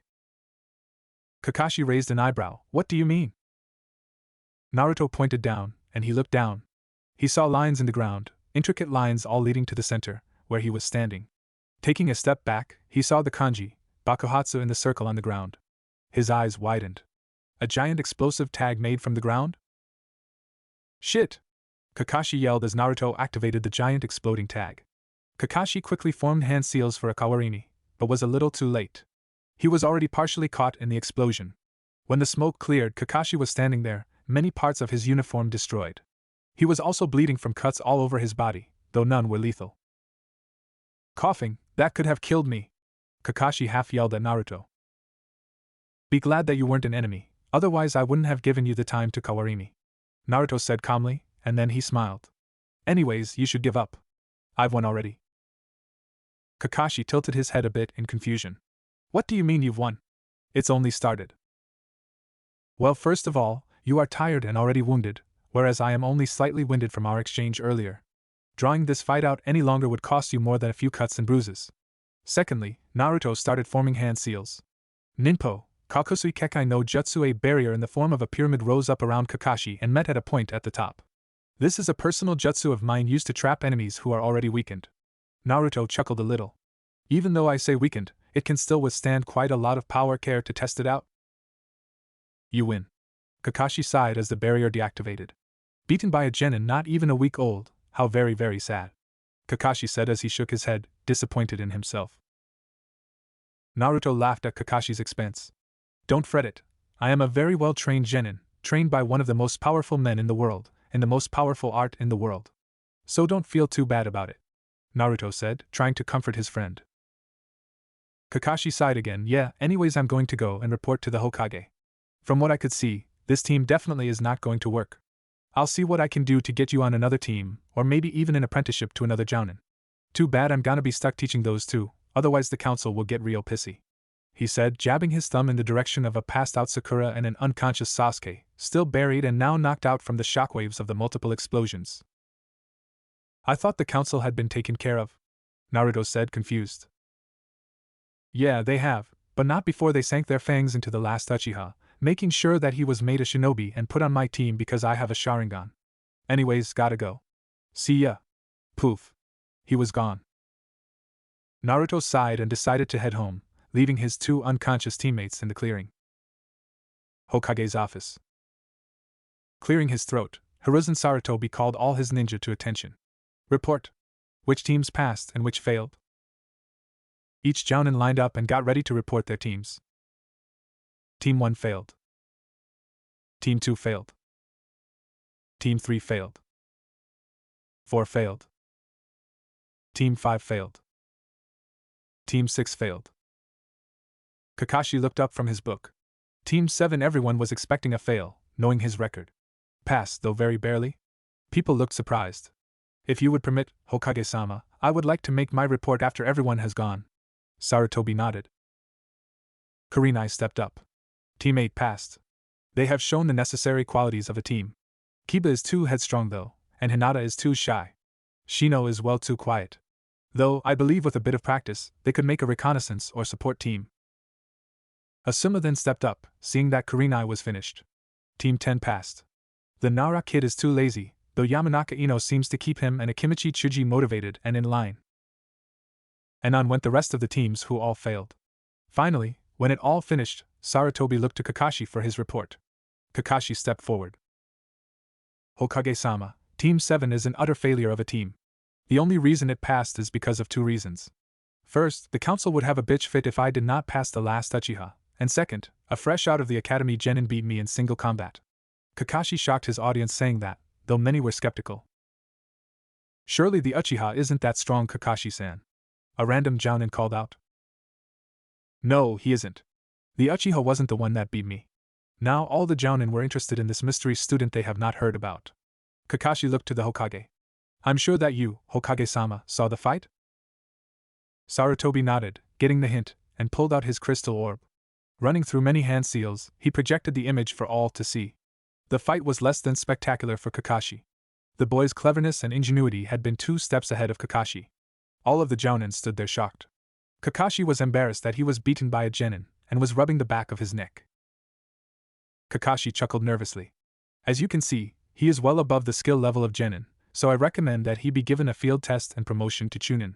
If not, then at least a change of teachers, because I am stuck with the Uchiha, so just get another student to fill in for him on my team while he is under the tutelage, or possibly apprenticeship, of another teacher. Kakashi finished with a determined tone. Sarutobi sat there, puffing on his pipe, thinking about the options. The team, obviously, was going to fail. Looking up, Boar. A Boar-masked ANBU dropped down. Get Uzumaki-kun here, please. I would like his input on some of this. The ANBU bowed and quickly left to retrieve Naruto. After a few minutes, Boar and Naruto reappeared in the room with a poof. You needed me, Hokage-sama? Naruto said with a bow, remembering to show respect in front of others. Yes, Kakashi-san here has informed me of your skills, and I have seen them as well. Your skill is well above the genin level and Kakashi has recommended a field test in order to promote you to chunin. Sarutobi informed Naruto, who looked a bit happy at this information. However, his happiness rating dropped. You are still somewhat inexperienced in this village's eyes, as you have not done any official missions for this village. Therefore, I have decided to transfer you to another teacher. Sarutobi stopped, letting the information sink in. I understand, Hokage-sama. However, if possible, I would like to make a request for my new sensei. Sarutobi nodded for Naruto to continue. I know of a jounin in the torture and interrogation department of the NBU. Her name is Mitarashi Enko. If possible, I would like to be taught by her. Kurenai's eyes narrowed a little at the request while Sarutobi only raised an eyebrow. Oh? May I ask why her and not someone else? Sarutobi asked Naruto. First is because I believe I have much to learn in the field of interrogation. While her methods may not be as effective or efficient, nor does her experience match Marino Ibiki's, I understand that Marino-san is a busy man and may not have time to teach a genin. That, and the fact that we have met already, and have not killed each other yet, Naruto said with a straight face. Sarutobi raised an eyebrow while many jounin's sweat dropped.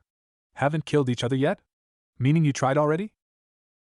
Correction, Asachi has tried, I have not, and as you can see her attempts were unsuccessful. I see, Sarutobi said while thinking deeply. After a minute of contemplation, he had come to a decision.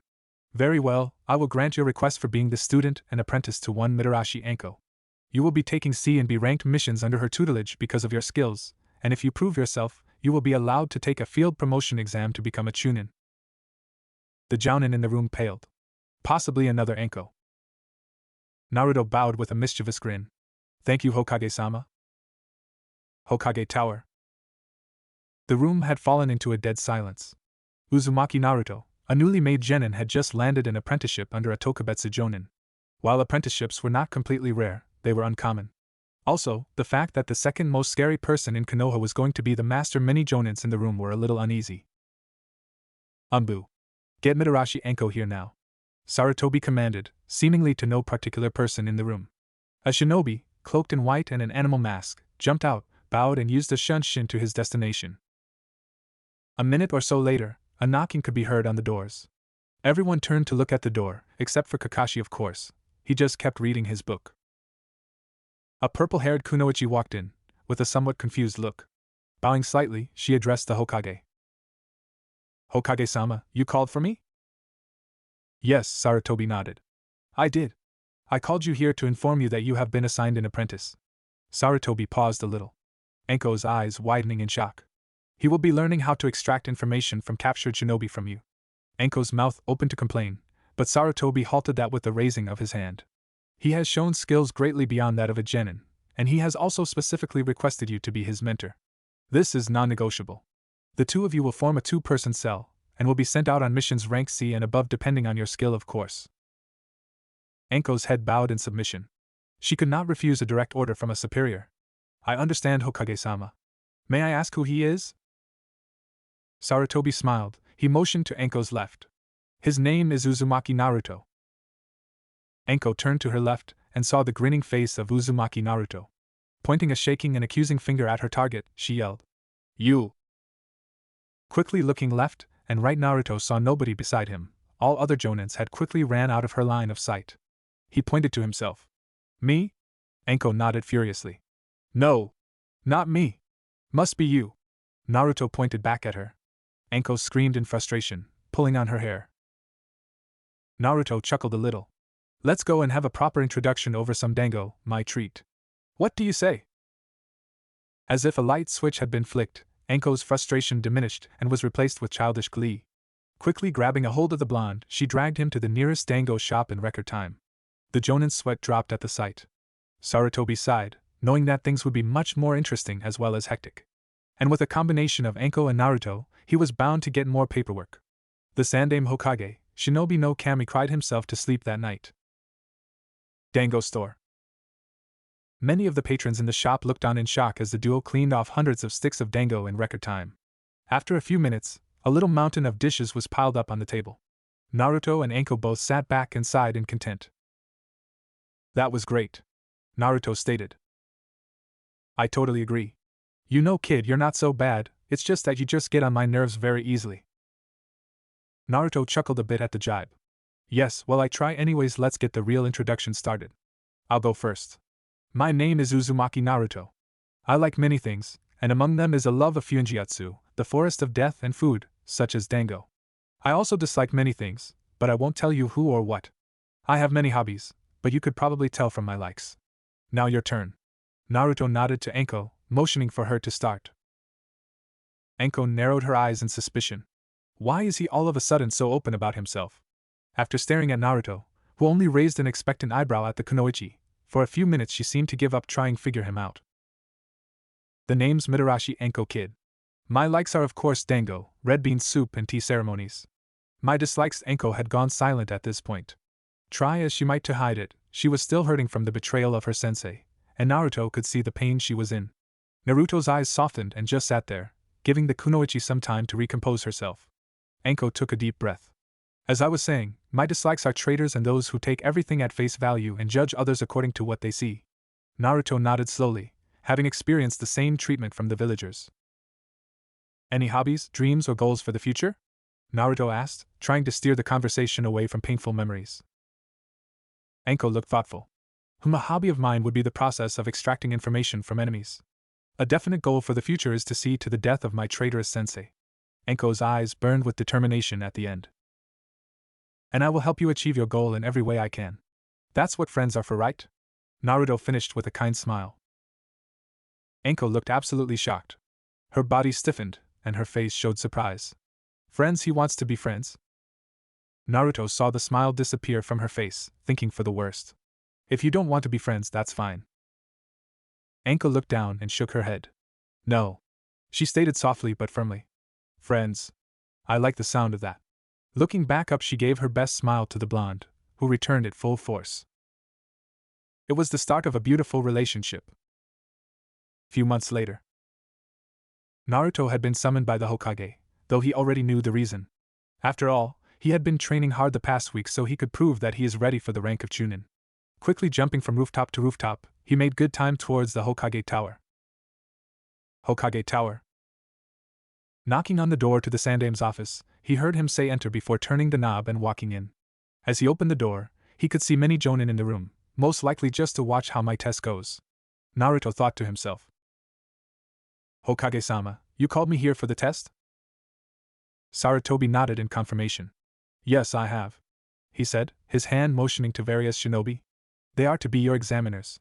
Impress them and your promotion to Chunin will almost be guaranteed. Just as he finished talking, a man with long spiky white hair walked up to Naruto.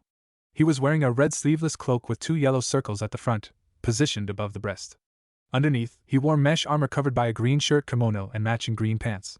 The man, Jiraiya, looked at Naruto closely, examining him. You look just like your father, Jiraiya stated. Naruto raised an eyebrow, curious. You knew my father personally? He asked the man. Jiraiya had a sad smile on his face. Yeah, I taught him for a while. Naruto nodded in acceptance. Anyways, from what I hear, you have your mother's personality, though not as hot-headed from what I see, more in control. Jiraiya finished with a thoughtful look. Naruto smirked. Yes, my mother left Uzushio at a very young age. She did not have enough time to learn many of our clan customs and etiquette. Naruto chuckled a little. Leaving only with a basic knowledge of seals, I'm surprised she was able to teach my father. It was now Jiraiya's turn to smirk. So you think your mother's knowledge on seals was basic, eh? Well, I'll have to personally see how good your seals are. After all, I am the only seal master in Konoha. When Jiraiya finished, he had a smug smirk on his face. Naruto only stared at Jiraiya and Jiraiya stared back. Sarutobi decided to intervene before they started to get sidetracked. Ahem. Stand down, Jiraiya. We are here today to test Naruto-kun's skill to see if he has what it takes to be Chunin. Sarutobi stood up. Let us go to the testing grounds. Everyone disappeared with a poof. Private testing grounds. Okay, Naruto-kun. Your first test will be administered by Kakashi. Wait, where is he? Everyone looked around and could see neither hide nor hair of the man. Suddenly a poof signified the arrival of another person. It was Kakashi. Sorry I'm late, got lost on the road of life. Everyone's sweat dropped at his lame excuse. It was, of course, obvious that he was lying. Anyways, what's happening right now? Did Naruto get tested yet? Sarutobi shook his head in shame. No, you are the first examiner. Naruto, you and Kakashi will face off in a ninjutsu-only fight. This will see how adept you are at using jutsu for defensive and offensive purposes, understood? Naruto nodded, and then faced off against Kakashi. You ready, Kakashi-san? Naruto asked. Kakashi smiled. Come at me whenever you're ready. Naruto only smirked, and then started to make a few hand seals. Taking a deep breath in, he expelled it out as a blazing hot flamethrower. Katon, Karyu Enden! Kakashi's eyes widened and quickly substituted himself. B-rank right off the bat, he thought as he also ran through hand seals for a fire technique. Katon, Gokakyu no Jutsu! Kakashi yelled as he expelled a large amount of chakra that turned into a large ball of fire, flying towards Naruto. Naruto, who was just letting up his flames, had noticed the giant fireball that was flying at him. Quickly noting that he only burned a log, he concentrated and controlled the flow of his chakra. Running through hand seals while using his chakra to pull the moisture from the air, he yelled out his jutsu. Suiton, Sujin Hiki. A torrent of water surrounded Naruto, twisting and turning. The fireball had not chance as it collided with the torrent of water. As soon as the fireball hit, a large amount of steam was released into the area. The Hokage and the onlookers were shocked that Naruto had such mastery over water. Pulling the moisture from the air to form water, I haven't seen something so amazing since Tobirama-sensei. Sarutobi thought. Kakashi, quickly pulling up his headband, revealing his single Sharingan, quickly formed hand seals. Deciding to use the water left from the Sujin Hiki, he quickly formed his jutsu and fired it into the steam, hoping to get a lucky hit. Suiton, Suryuden. Fortunately, Naruto saw it coming and quickly went through another set of hand seals. Deciding against using another defensive water technique, he opted for an earth technique. Doton, Doria Hiki, he yelled out. The dirt before him shifted and moved until a wall about 5 meters wide and 7 meters tall was raised and blocked the water dragon, forcing the water to go around the wall. Naruto took this opportunity to make 3 clones and made them surround the general area that Kakashi was in. The 3 clones started to make hand signs for a barrier to trap Kakashi in, while the real Naruto threw a kunai and ran through his own set of hand seals. Kunai Kage Bunshin no Jutsu. The one kunai quickly multiplied and became hundreds. Kakashi's eyes widened, trying to find a way out. He looked towards one of the clones and started to run towards it. Come on, come on, come on! Make it in time! Kakashi yelled in his head. Quickly getting into a comfortable range, Kakashi substituted with the clone. The clone dispelled itself before it could be pierced by the hundreds of kunai flying at it. The other 2 clones stopped their hand seals now that they were missing a third person to form a necessary barrier. The 2 clones decided to rush Kakashi, while the real Naruto stood back, providing long-range support for his clones, and firing fireball after fireball. Kakashi was forced on the defensive, dodging fireballs and the 2 clones that were trying to capture him. Taking out some wire, he attached them to shuriken and threw the shuriken, successfully capturing a clone. Quickly running through hand seals for another fire technique, Katon, Ryuka no Jutsu fire ran down the wire and burned the clone, causing it to dispel. However, this allowed for the other clone to close the distance and throw a jab at him. Kakashi raised an eyebrow. Using a clone as a distraction so he can freely launch jutsu at me, not bad. Kakashi quickly turned and subdued the clone, holding it in position with its hands behind its back. The clone, however, smirked and all of a sudden, it exploded. Smoke covered the area where the explosion took place. A figure suddenly flew out of the smoke and landed on the ground in a heap. It was Kakashi with many light burn marks and covered in soot. Kakashi groaned and winced as he slowly sat up. Taken out twice by explosions. This better not become a regular occurrence. Naruto chuckled and walked up to Kakashi, extending a hand. Kakashi accepted it and pulled himself up. Seeing that Naruto was breathing heavier and sweating, he smirked under his mask. At least I made him work hard. Clapping was heard and both shinobi turned and saw the Hokage clapping. Spectacular. Now Kakashi, how would you rate Naruto's ninjutsu? Sarutobi asked. Kakashi bowed. Hi, Naruto's arsenal seems to be of a moderate size, and he does not have many high-level jutsu, thus putting him at a high chunin. However, his timing and execution of the jutsu is superb. Honestly, I believe that he has the required skills in ninjutsu to become a Tokubetsu Jonin. 1. The Hokage smiled, pleased that his adoptive grandson was already showing so much skill. And next you will be tested in genjutsu. Simply show what you can cast and what you can dispel. Kurenai-san, please come forward. With that, a black-haired, red-eyed beauty stepped forward.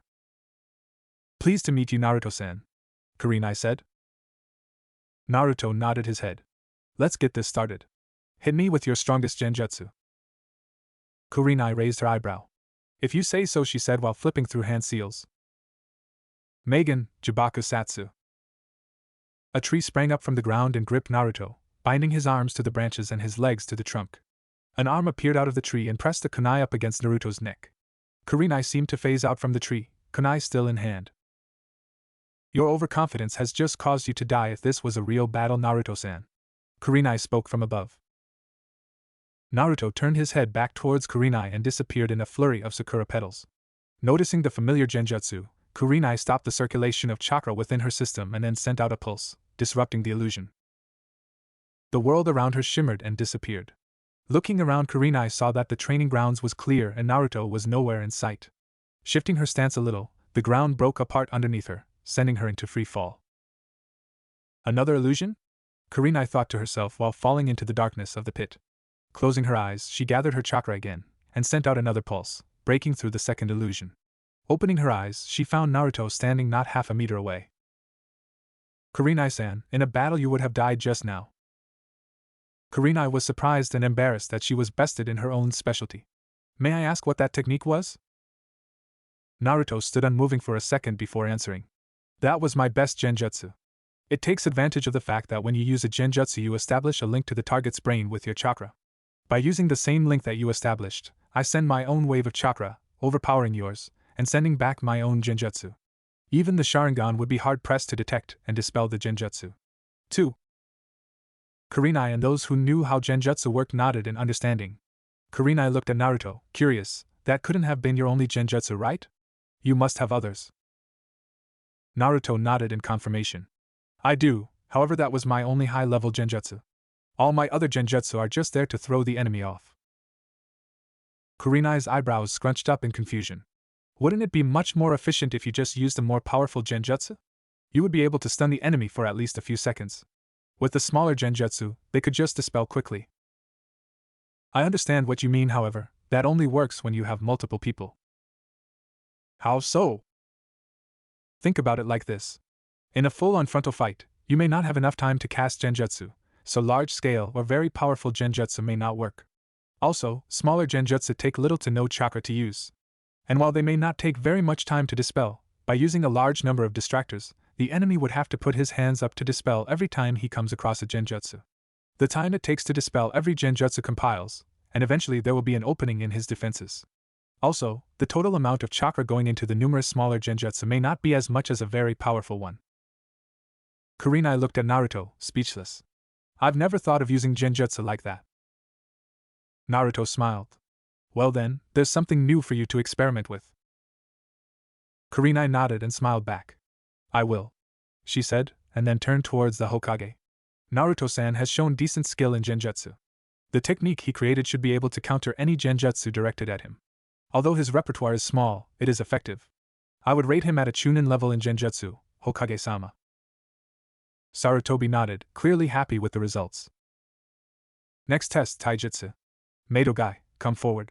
Sarutobi ordered. A man wearing a green spandex suit came up. YOSH. I shall test the flames of your youth, Naruto-san. He struck the nice guy pose, complete with the glinting teeth. Everyone in the testing grounds shivered. Naruto twitched and shuddered. Shaking his head, he got into a loose stance with his arms in front of him. Giving the man in green a nod, Guy surged forward, aiming a punch at Naruto's chest. Seeing the punch coming, Naruto grabbed the bottom of Guy's wrist while using his other hand. Naruto grabbed the area just before Guy's elbow joint.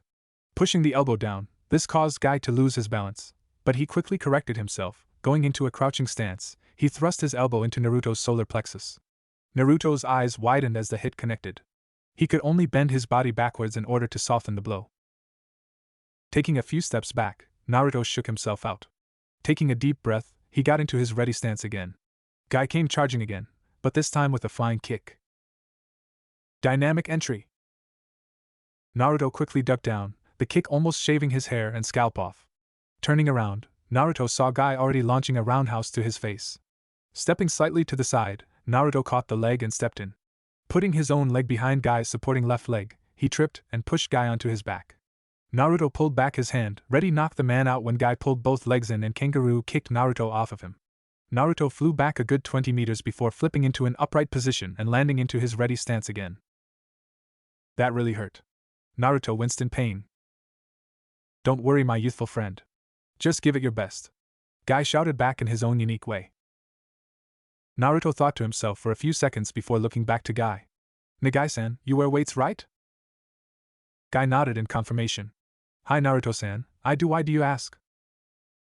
Well, I thought that if I give it my all, then it's only fair that you do as well, so I want you to take off your weights and then fight me. The bystanders were a little shocked at what Naruto was requesting. No, Guy said while he shook his head. If I do that, then I'm afraid it might be too dangerous for you. I could unintentionally injure you. Naruto nodded his head in understanding, a little disappointed that Guy refused his requests before he thought of something. Naruto raised his eyebrows. Could this work?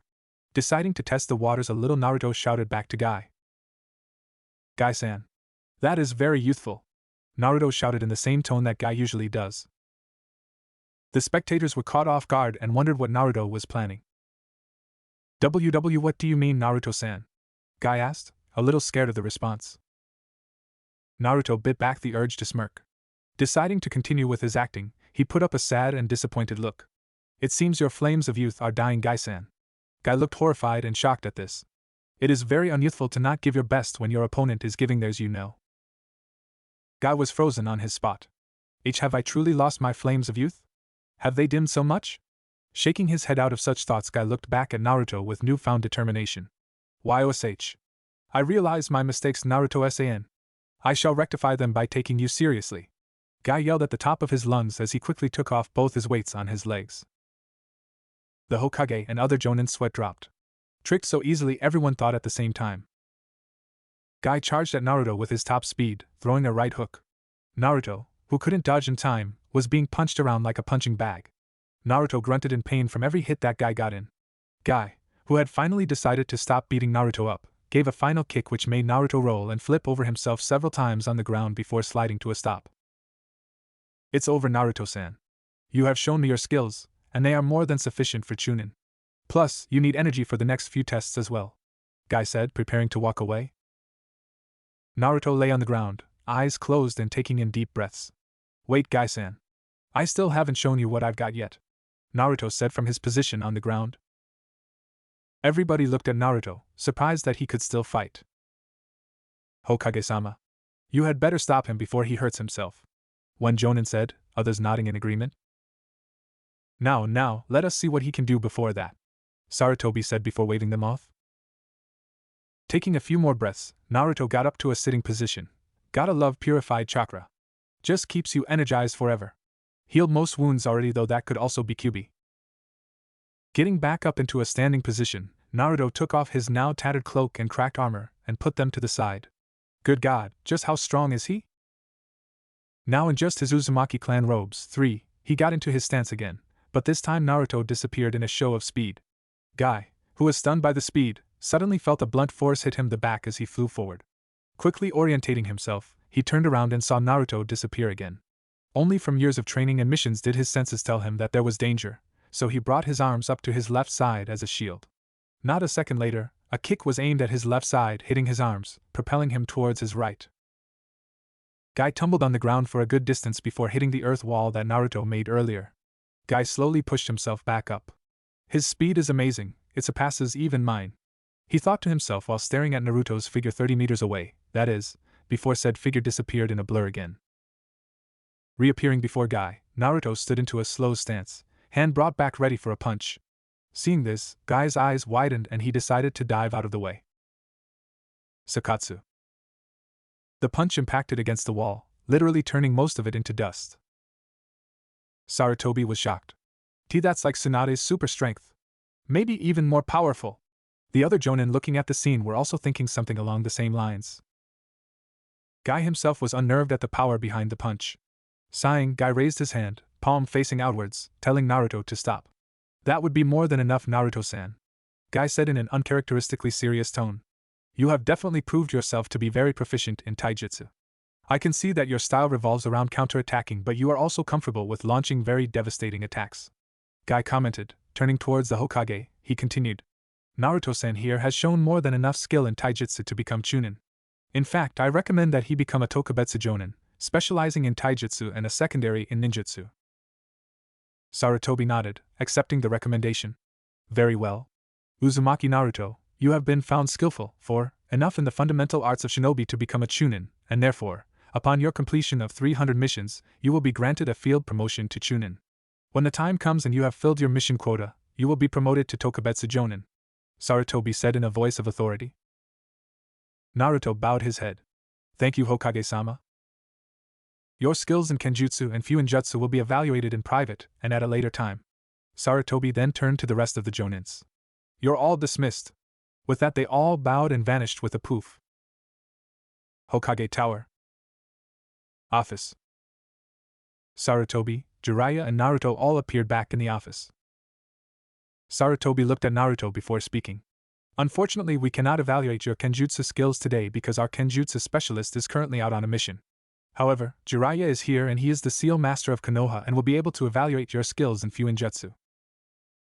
By the time Sarutobi finished, Jiraiya had a huge smug grin on his face while Naruto looked skeptical. Are you sure, Hokage-sama? He doesn't look like much. Sarutobi smiled in amusement while Jiraiya twitched. Don't you know who I am? Jiraiya started. I am Jiraiya of the Sannin. Yes, I know, Naruto said, cutting him off. You, Tsunade, and Orochimaru were dubbed the Sannin for your teamwork after being defeated by Sanshou no Hanzo. Jiraiya was speechless. But before he could think of a retort, Naruto started talking again. Let's get this over with. You are here to evaluate my seal work, but first, I am going to evaluate yours to see if you are fit to evaluate mine, Naruto said in a tone that didn't leave any room for arguments.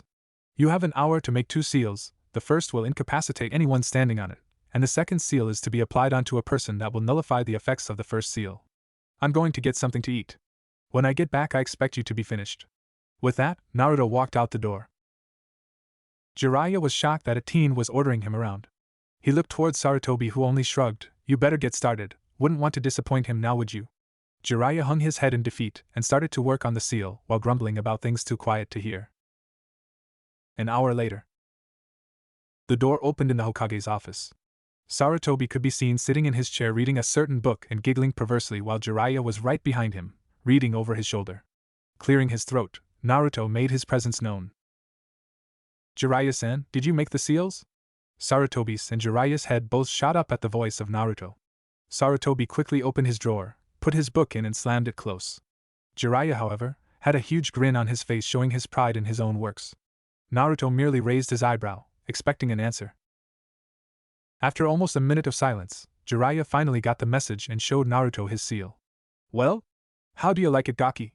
Of course, I don't expect you to understand what is written on this paper, but this should show you my awesome skills in seals, right?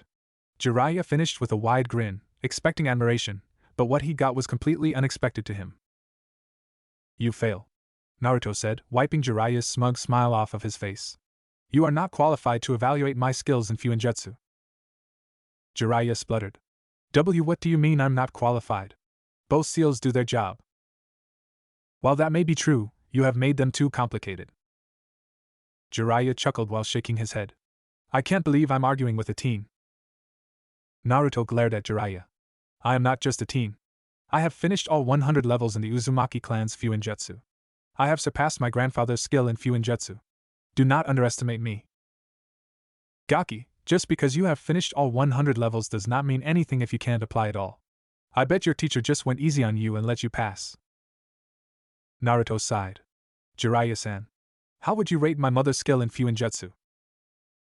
Jiraiya's hand went to his chin and got into a thoughtful pose. She would probably be around my level, if not a bit better.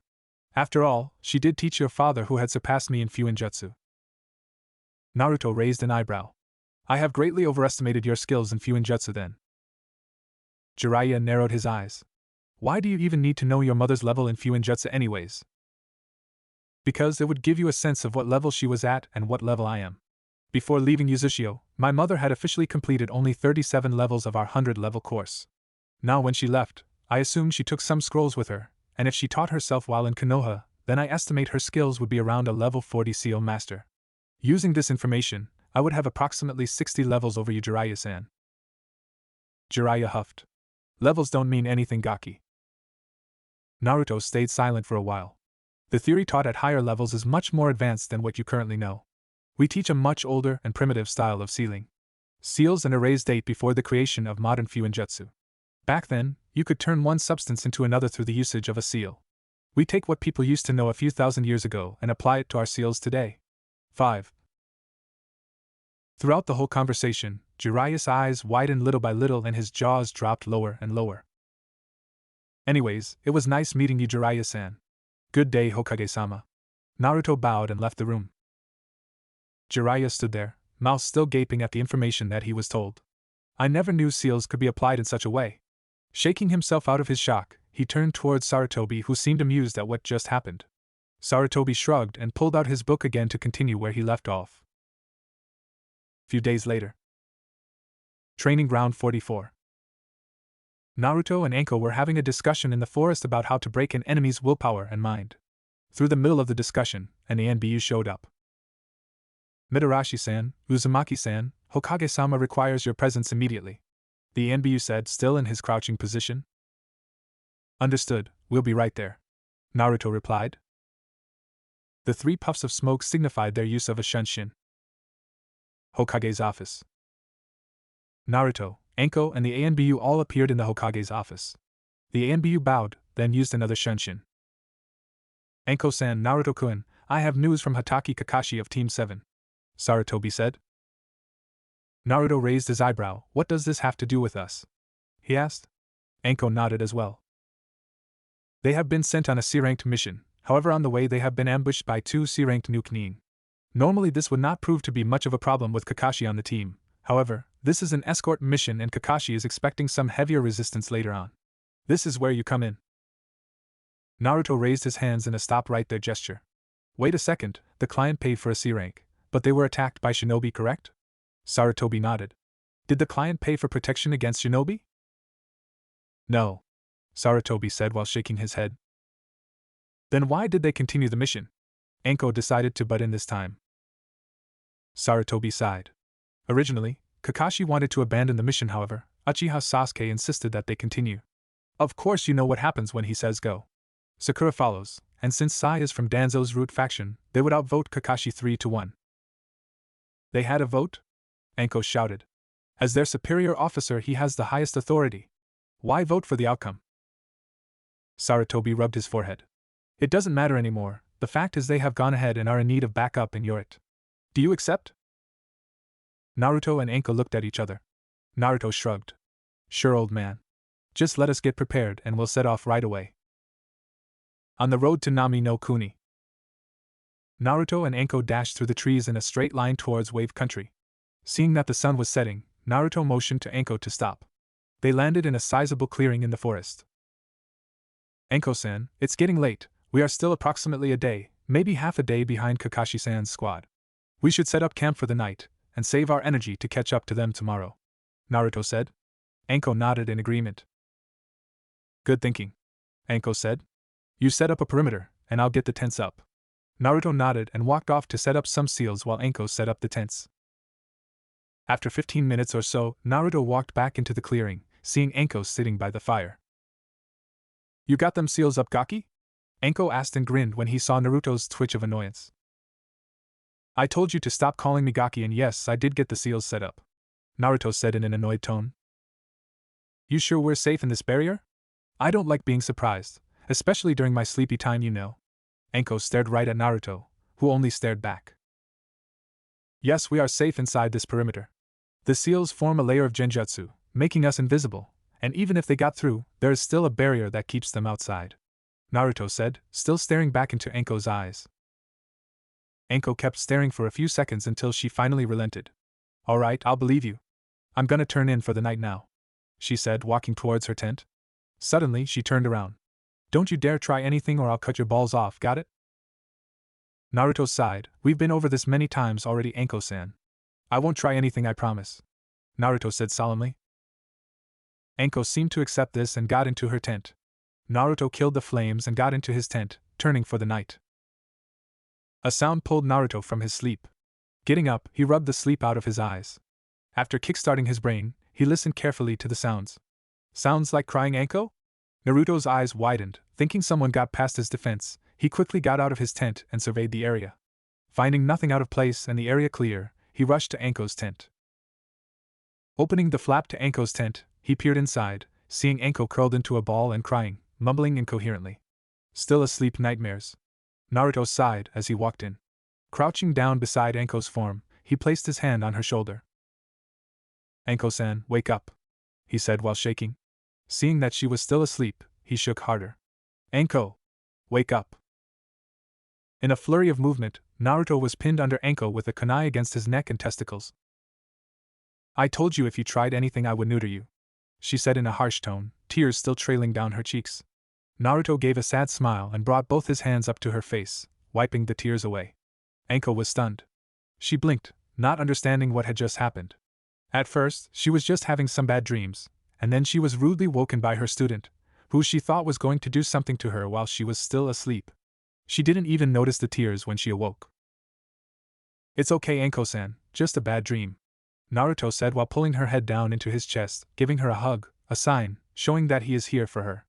Anko, whose tears are flowing again, dropped her kunai and clutched onto Naruto, hugging back with all her might. Naruto winced at her grip, but ignored it. Rubbing and patting her back, Naruto was rocking Anko back and forth, like a parent would do to a child. "Anko," Naruto said in a soft but very serious tone, "I'm here for you. In the past few months, we have become great friends, right?" Naruto asked while Anko nodded. Her crying stopped but her body is shook once in a while. "Well then, I beg of you, Anko, please tell me what's burdening you." Anko seemed unsure. "This is what friends are for, Anko. We tell each other what's on our minds and what's bothering us. We, as in your friends, want to help you, but if we don't know what's wrong, then we can't do anything but worry about you, Anko," Naruto said, pulling back to look straight into her eyes. "Tell me what's bothering you." Anko nodded while taking a shaky breath in and exhaling. Taking another, smaller breath, she began her story of how she was betrayed by her own teacher, and then branded as a traitor and shunned by the people of Konoha. "My teacher, Orochimaru, ran away from Konoha on charges of murder and human experimentation. Of course, at the time I didn't believe it, and because I was young, I decided to follow him," Anko said softly, too tired to cry anymore. "After that my mind suppressed the memories. All I know is that Orochimaru branded me with one of his cursed seals before he dumped me in some shitty town, leaving me to die. If it wasn't for the Hokage, she stopped her sentence when Naruto shushed her. "It's okay now. Don't think about things like that, it's not healthy," Naruto said as he hugged her tighter. Anko nodded, her face buried in his chest. She was happy that someone apart from Kurenai would listen to her troubles and help her. "Anko," Naruto called out, making Anko look at him. "I don't know how to put this, but may I see the cursed seal?" Anko looked down, contemplating. Slowly and somewhat reluctantly, she nodded and turned around to show him the mark on her neck. Naruto traced the outlines of the seal and frowned, noticing that its true form was hidden. He grimaced. "Anko, I'm being very serious right now. If you could, just for a little while, activate the seal for me so that I may see the true form of the seal." Anko's eyes widened in fear and she started shaking. Naruto noticed this and quickly embraced her from behind. "I'm scared, what if I lose control?" Anko asked timidly. Naruto smiled at her. "Don't worry, I'm here. Plus, I only need you to activate it for a minute at most so that I can see the full seal," Naruto reassured. Anko gave a shaky nod. Immediately after activating the seal, Anko screamed in pain. She felt like her blood was on fire with the vile chakra flowing through her. Naruto quickly examined on how the seal expanded and worked. As soon as he saw the seal, his face morphed into a scowl. Quickly tapping Anko, telling her to deactivate it, she did and collapsed unconscious. Naruto sighed. "Might as well let her sleep," he said as he carried her to her mattress on the ground. As Naruto gently laid her down, Anko clutched onto him tighter, not letting go. Naruto raised an eyebrow before trying to pry her hands off. Anko only grabbed onto him even tighter. Dropping his head and sighing in defeat, Naruto got onto the mattress and covered himself and Anko with the blanket. "I hope she doesn't kill me in the morning." That was the last thought that ran through his head. Naruto woke with a feeling that his chest was being compressed. Slowly opening his eyes, he saw Anko lying and sleeping peacefully on top of him with her head on his chest. Naruto smiled at the peaceful look on her face, the drool dripping onto his shirt. Naruto groaned. Anko stirred, opening her eyes and blinking. Whatever she was sleeping on, it was comfortable, much more comfortable than the mattress. Getting up to a sitting position, unknowingly straddling Naruto, she rubbed her eyes. Looking down, she saw Naruto staring right at her with an admiring smile. Blinking once, twice, she noticed the position they were in and blushed. First in embarrassment, then her face turned to anger. What do you think you're doing in my bed? Anko asked, her voice low and very menacing. Naruto gulped. Why you don't remember what happened last night? Naruto asked back, scared at what she might do, not knowing what that sounded like. If possible, Anko got even redder. Something happened? Yes. Naruto shouted, scared for his life now. You don't remember me waking you up in the middle of the night? Comforting you while giving you company? Anko popped her knuckles and punched Naruto hard on the head. Baka! You have no idea what that sounds like. Oh. What do you mean? Naruto asked while rubbing his head. Think about it. And Naruto did before his eyes widened. That's not what I meant. You know what I meant by saying those things. Anko calmed down a bit and nodded while Naruto just breathed a sigh of relief. Suddenly, Naruto sat up, with Anko still in his lap, and he wrapped her in a hug. I've seen the full seal and was able to memorize it. I swear I will find a way to at least make it so that you won't have to worry about the seal activating during emotional turmoil, Naruto said. Thanks, Naruto-kun, Anko said as she hugged Naruto back. Good, now let's pack up and hit the road. Wave Country. As Naruto and Anko dashed through the mist, they could hear sounds of fighting ahead. Looking at each other and nodding, they sped on. Road by the bridge. The genin were having trouble against the Zabuza water clones. Well, Sasuke was. Sakura was sitting back guarding Tazuna while Sai was keeping his true skills hidden. Zabuza and Kakashi were both standing on the water, using multiple water jutsu against each other. Suetun, Suryodhan, both Kakashi and Zabuza said at the same time, launching two equally sized dragons made of water at each other, colliding in the air. A shower of water rained down on them both. Zabuza dashed forward and brought Kubikiri Bocho down on Kakashi, who stopped the massive force with his kunai. He winced as his muscles screamed under the strain of Zabuza's heavier weapon and greater physical strength. As Zabuza kept applying force to the cleaver, Kakashi's kunai began to crack under the power. Seeing this, Zabuza went to kick Kakashi when suddenly a kunai whizzed in between the two, causing them to jump apart and look at where the kunai originated. A hooded, masked individual stood on the top of a tree. Momochi Zabuza, I must ask you to refrain from further assaulting this Konoha squad, the man said in a tone full of authority. Else I might have to resort to drastic measures, he said while showing his sword. Zabuza merely raised an eyebrow. You would challenge me, a swordsman of the mist, to a kenjutsu battle? I must warn you, very few outside the 7 swordsmen could fight on par with any of us. I am confident in my skills. Zabuza grinned and turned to Kakashi. Looks like your lucky day, I got someone else to kill now.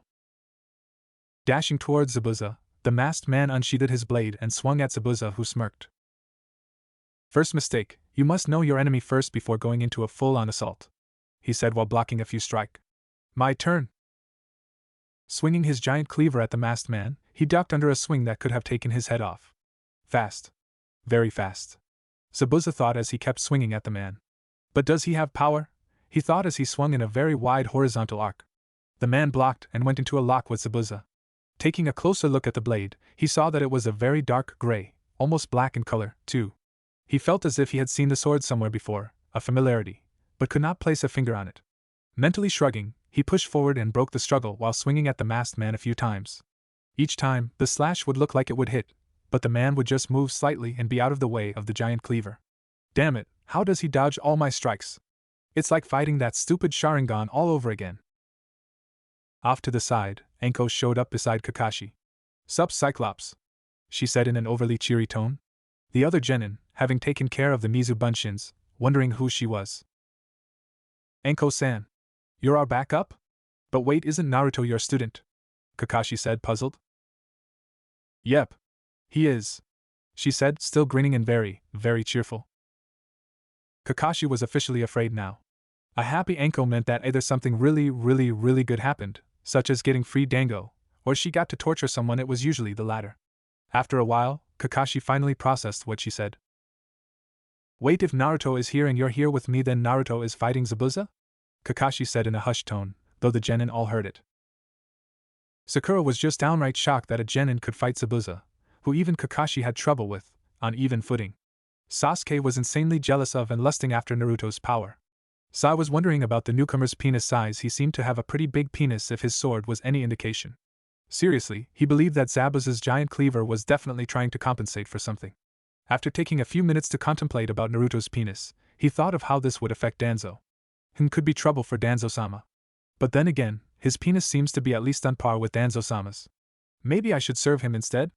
Author shudders. Anyways, the general thoughts were of awe and admiration, with a lot of jealousy and hatred. Back in the fight, Naruto had just successfully gotten past Zabuza's guard and gave him a shallow cut on his chest. Zabuza stumbled back, clutching his chest in pain, the blood seeping through the clothes. Arg! You actually cut me! Before he could finish what he was saying, two Saban flew into his neck. Zabuza fell to the ground in a heap. A hunter nin appeared in the clearing, picking up the body while bowing towards Naruto. Thank you for weakening him for me. I have been hunting him for weeks, the nin said. Naruto nodded and shooed him away. The hunter nin used a shunshin and with a poof, he was gone. Naruto sheathed his blade and sealed it away. He turned towards Anko, Kakashi and the group, took his mask off and let his hood down. Looking at Kakashi with a deadly glare, he said, pointing at Kakashi, you allowed them to overrule your decision when you are in command? Kakashi looked sheepish and rubbed the back of his neck. He gave a nervous laugh. Well, we had a little vote. I know you did. But that doesn't change the fact that you sent 3 genin into neutral territory where there was an unknown number of hostiles equal to or above C rank. The fact that it was just one enemy shinobi doesn't make this any better, because he's an A rank nuke nin. Naruto yelled at Kakashi. Kakashi then pointed to Tazuna, BB, but he talked us into it. Naruto looked at Tazuna, who gulped, and then back to Kakashi with a deadpan look on his face. You mean he guilt-tripped you? Kakashi slowly nodded. Naruto took a deep breath in and sighed. He turned towards Tazuna, who was now shaking in fear. You come here. Naruto motioned. Hi. Tazuna hurried over. On the side, Anko looked at Naruto with an admiring expression, amazed that he could talk to Kakashi like that. To be honest, it turned her on. You know, rather than lying, Tazuna looked guilty, you could have explained to the Hokage. What do you mean? Rather than ask for an escort mission, you could have explained the situation to the Hokage. Then, he wouldn't have sent a genin squad to guard you. He could have sent a squad of Chunin, Jounin, or maybe even a squad of ANBU to assassinate Gato. The pay would still have been an A rank, but without all this hassle. You probably would have paid an appropriate amount after Wave Country got back on its feet. Tazuna looked a bit shamed that he didn't think of consulting the Hokage first, but then a loud thud turned their attention elsewhere. Kakashi-sensei! Sakura yelled. Naruto turned and saw Kakashi laying face down on the ground, unconscious. Seeing that there were no visible injuries, he decided to stop their fussing. Oh, for God's sakes, it's just minor chakra exhaustion. Stop worrying over nothing, Naruto said. He turned towards Tazuna. Could we stay at your house? He asked in a tone that didn't leave any room for arguments. Why, yes. Lead the way, Naruto said, picking Kakashi up and throwing him over his shoulder. Tazuna's house. Tsunami! I'm home! Tazuna yelled as he opened the door and walked in. Father! You're back! A woman with long blue hair ran down the stairs and wrapped Tazuna in a hug. After getting over the excitement, she looked at the group of shinobi. Father, who are they? Tazuna grinned and gestured to the group of shinobi. They are the ones who I have hired to guard me. Yes, when you could have just hired assassins to kill Gato, but enough of that. Ma'am, I am Uzumaki Naruto. He gave a small bow. This is my sensei. Anko gave a grin and waved. Mitarashi Anko, and this sack of potatoes on my shoulder is Hataki Kakashi. The 3 behind us are Kakashi's genin squad, Team 7. Anko and I have been sent as backup. Luckily we caught up before anything bad could happen. Kakashi here is suffering from a minor case of chakra exhaustion. If you could lead me to a spare bed, we would be in your debt. Tsunami was a bit shocked, but quickly nodded. This way. She led Naruto up the stairs and into a spare room. After a few minutes, Tsunami came down and went into the kitchen to prepare food for the guests. Naruto came down and sat on the couch. The 3 genin looked at him expectantly while Anko was off to the side chatting with Tsunami and playing with her kunai. Naruto looked around and saw the 3 genin staring at him. He raised an eyebrow. What? Sakura spoke first. Is Kakashi-sensei going to be okay? Naruto stared at her for a few seconds, making her nervous under his intense stare. He will be fine, but what you guys did was completely reckless, Naruto said in a scolding tone. Sakura looked down while Sasuke only grunted. Sai did not show any emotion at all. Turning to Sai, Naruto continued. You are the second most skilled and experienced on this team. You should have been the voice of reason, keeping them from continuing from this almost suicidal mission. Sai tilted his head in mock confusion. Naruto sighed. You were trained by Shimura-san to be a part of NA, and I know that the mission comes before your life, but losing a team of genin and possibly one of our best jonin would be bad for Konoha's image. If we had lost him, sure we completed the objective, but at what cost? Sai's eyes widened at this, understanding the gravity of his choices. Shinobi like Kakashi-san are not replaceable, and you Haruno-san. She looked up at Naruto. Must I truly resort to violence to get rid of your fangirl tendencies? She shook her head vigorously. Naruto sighed. Just because Sasuke wants to do something does not make it the best or even the right choice. Start to make your own choices. I'm sure you don't want the blood of comrades on your hands because of selfishness. Sakura nodded, head lowered in shame. Naruto then turned to the third member of Team 7, his eyes cold as ice. Uchiha-san, your arrogance and overconfidence in your abilities almost caused the death of your whole squad. You voted to continue on this mission to test your abilities even though you are clearly not ready for such a high-ranked mission. Your actions have shamed your village, your Kage and ultimately your daimyo. Sakura and Sai were stunned while Sasuke stood speechless. Your complete disregard for the well-being of your teammates will be noted and put into consideration when assigning missions. At this, Sasuke got angry. You don't have the power to do this to me. I don't, but Hokage-sama does. Do well to remember that. Naruto said in a firm tone which got Sasuke even more riled up. Sasuke's hand twitched towards his kunai pouch. Before his fingers could even touch the pouch, Anko came up behind him with a kunai to his neck. You know, the carotid artery is a very large artery. It supplies all the blood that goes to your head and brain. A little nick and your blood would be spraying out because of the high pressure. A larger cut, and your blood would be pouring like a fountain. If I sever it well, your blood would just be pooling beneath your corpse. Wouldn't want that to happen now, would ya? Anko said, smiling a very happy and cheerful smile which served to freak Sasuke out even more. Before she could scare Sasuke further, Tsunami called out from the kitchen. Dinner is ready! As soon as she said that, Anko let go of Sasuke and skipped into the kitchen. Naruto followed her into the kitchen to get his meal as well as Kakashi's, leaving the 3 genin in the living room. Sakura snapped out of her daze and walked on into the kitchen in deep thought. Sai followed her, leaving a very angry Sasuke behind. Kakashi's room. Opening the door, Naruto walked in with a tray of food. Seeing that he was asleep, Naruto shook him awake. Kakashi-san, I brought your food, he said, placing the tray beside Kakashi's bed. Kakashi smiled. Thanks, Naruto-kun. He sat up and picked up the bowl of rice and chopsticks. I heard you chewing out my students. Naruto looked at Kakashi, analyzing what he meant and gauging what he would say next. It's good that you came along when you did. You taught a very valuable lesson today. Though I'm sure the Uchiha won't be learning it anytime soon. If anything, it'll just make him even more defiant. Naruto snorted. He will learn one day, be it through words or the hard way of actually losing your teammates, and maybe an eye in battle. Nodding in agreement, Kakashi spoke again. That may be true, but you have to remember that he lost his whole clan in one night. Not much would affect him now. Naruto grew silent at this. I still can't believe that Itachi would do something like this, it just doesn't feel normal. What do you mean? Kakashi asked, surprised. Although I only knew Itachi for a little while, he was never mean to me and was always kind. Naruto said in a fond tone. He had a respect for all life and treated everyone equally. He didn't have the arrogance that seemed prevalent in most other Uchiha. He looked down, brows furrowed, deep in thought. Just feeling some foul play here. Naruto shrugged. Kakashi looked down into his bowl. So how are your missions coming along? He asked, changing topics. Good, by the time the Chunin exams start, I should have already completed a few missions as Chunin. Naruto replied, glad that the conversation changed course. Anyway, I'm going to go down and have my own supper. When you're done eating, just leave the tray here. I'll come up and get it. You need to rest. Later. Kakashi walked down the stairs with the tray. Naruto looked at him and frowned. I told you I would go up and get it. You didn't need to bring it down. Kakashi waved him off. Don't worry about it. Plus, I've got some news for everyone. What is it, Kakashi-sensei? Sakura asked. Kakashi looked around the room. I think Sabuza is still alive. This caused an uproar. What do you mean he's still alive? We saw the Oinin kill him. Sasuke interjected. I was getting to that. Kakashi placated, trying to calm everyone down.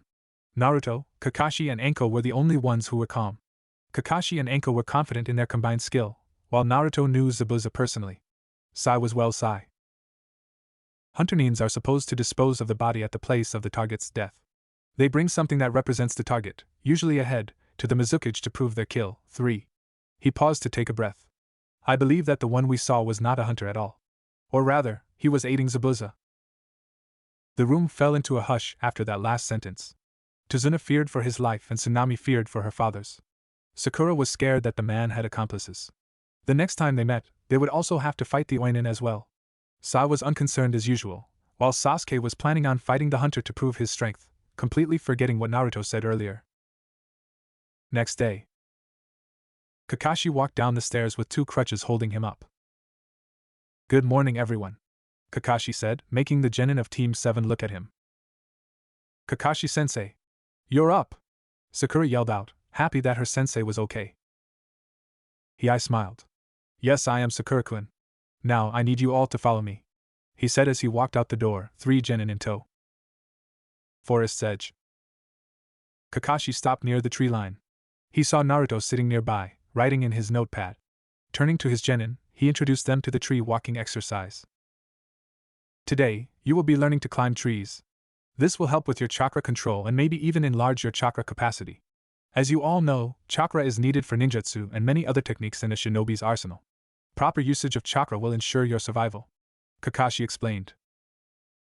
Kakashi-sensei, that's good and all, but how will climbing trees help with chakra control? Sakura asked. Sasuke was wondering the same thing but was not vocal about it. Sai was concentrating on his paintings, having already learned this exercise. Good question. The point is to climb trees without your hands, using only your feet, Kakashi said. This made Sakura and Sasuke confused. Observe, he said as he channeled chakra to his feet and walked up the tree.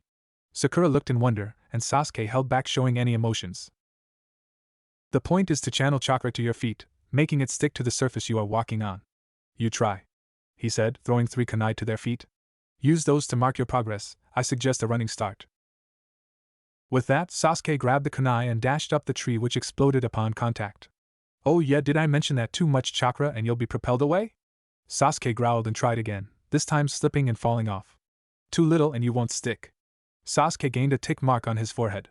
Turning to look at Sakura, he saw that she was already on a thick branch a few meters above him.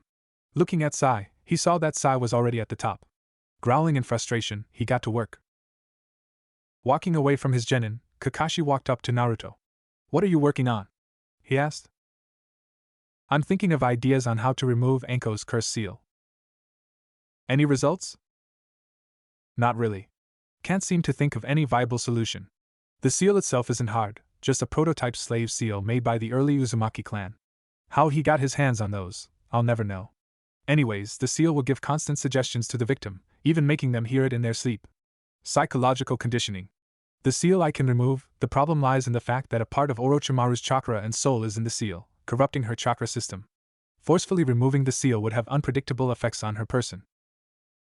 Then there's no way to purify it? Maybe using Kyuubi's chakra? No, Kyuubi's chakra would be even more corrupted. How? I don't want to get into a whole lecture and explanation on the purity of chakra and how to purify it. Naruto's eyes widened. Of course. Caught off guard by his outburst, Kakashi asked, of course what? Naruto didn't hear him and mumbled to himself. Looking up, he seemed to come to a conclusion and stared straight at Kakashi. Thank you, Kakashi-san. You have helped me a lot. He ran off towards Tazuna's house right after he said that. Kakashi shrugged and got back to looking after his students. Forest. After heading back to Tazuna's house, he found Anko missing. Naruto then ran around the area searching for Anko. After a few hours of wandering around the forest, he finally found her. Why, hello there, Naruto-kun. Come to play with me? Anko asked as she dropped behind Naruto and draped herself over his shoulders. Naruto smiled and turned around to face her. Anko-chan, I think I have the solution to your cursed seal. Her eyes widened in disbelief. How? She asked shakily. Jiraiya-sama couldn't even remove it, so how can you? Naruto shook his head. Jiraiya probably could remove it, and if he couldn't, then it's because his skills are not even close to mine. The only problem with removing it is that you would die. Anko looked down, holding her neck, her hand covering the seal. So it's either live cursed or die free? Nope. Enko looked at Naruto with a desperate look. Then what do you mean you have a solution? He smiled. I'm not going to remove it. Enko opened her mouth to speak, but Naruto stopped her. I'm going to improve on the seal. Essentially getting rid of Orochimaru's corrupt chakra and replacing it with my pure chakra. Then, removal is possible, but I don't know if you would want to remove it or not. Enko's eyes narrowed. What do you mean?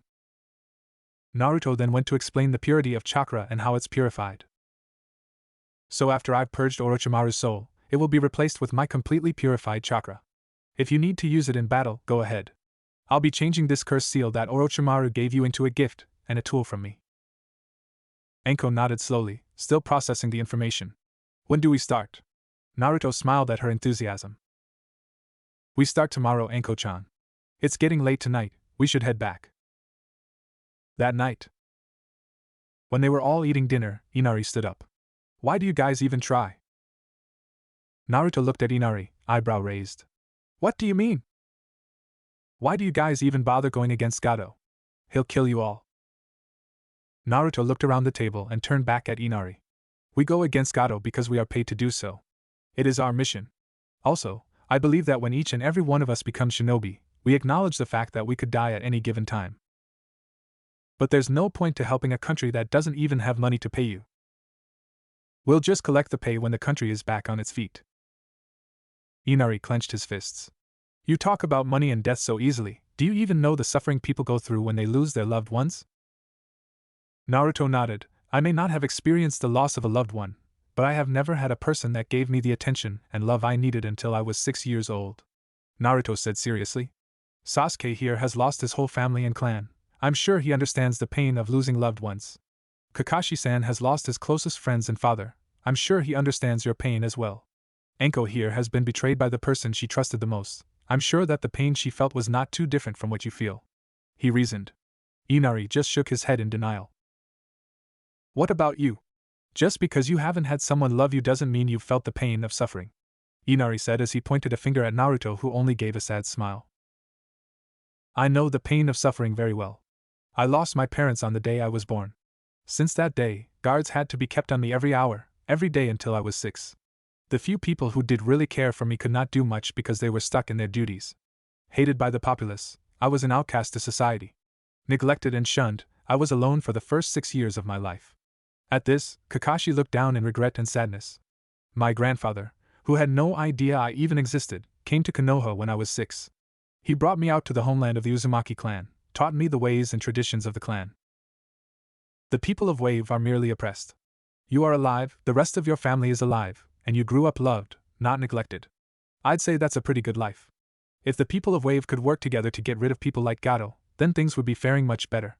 The fear that he has instilled in you guys has diminished your flames of youth, as one of my acquaintances would say. Kakashi cringed at the guy reference. Inari was crying now, both out of frustration and sadness for the people before him. He ran upstairs into his room. Everyone was silent, digesting what just took place.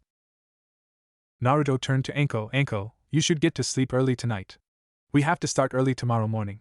She nodded and stood up, carrying her dishes to the sink. Naruto stood up and turned in for the night as well. Next day, Naruto and Enko left at the crack of dawn, leaving Kakashi to wonder where they went. After a bit of walking, Naruto and Enko decided on a place to get ready for the purification process. Okay, Enko, I need you to take off your coat and your shirt.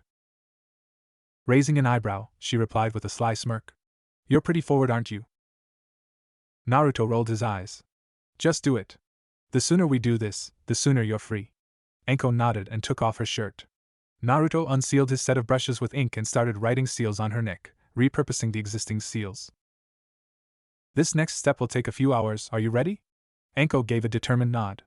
Okay, sit in a comfortable position and I'll show you how to cleanse your chakra. Meditation? Enko whined. Yes. Now concentrate. Many hours later, Kakashi was happily reading his book and watching Sasuke fall off the tree many times. Sakura was just practicing getting up the tree and down multiple times, building up her chakra reserves. Sai was at the top of his tree painting the landscape. Suddenly Enko skipped out of the tree line, grinning and laughing. Kakashi noticed she was very happy, so he slowly and discreetly put away his Aika. Enko-san? What made you so happy? Kakashi asked. Flashback 30 minutes ago. Naruto was mentally tired from helping Anko purge Orochimaru's chakra. Anko was refreshed to say the least. Sighing as he was finally finished his job, Naruto stood up slowly, not wanting to become lightheaded. Anko-chan, we're finished, he said, getting only small mumbles in reply. What was that? He strained his ears to hear what she was saying. Listening intently, he heard soft snores. An idea came to his mind as he had a devious smirk on his face. Bringing both his hands to the sides of Anko's abdomen, he tickled her awake. Gotcha! Laughing uncontrollably, Anko rolled, trying to get away from her assailant. Rolling a few more times away from Naruto, she got up and tackled him to the ground. They laughed as they wrestled each other on the forest floor. Taking a moment to catch their breaths, they stared into each other's eyes. Noticing their position, with Anko straddling Naruto again, she blushed and looked down. Naruto smirked at her reaction. Well. The great Anko-sama is blushing. It couldn't be because of me, is it? Naruto teased.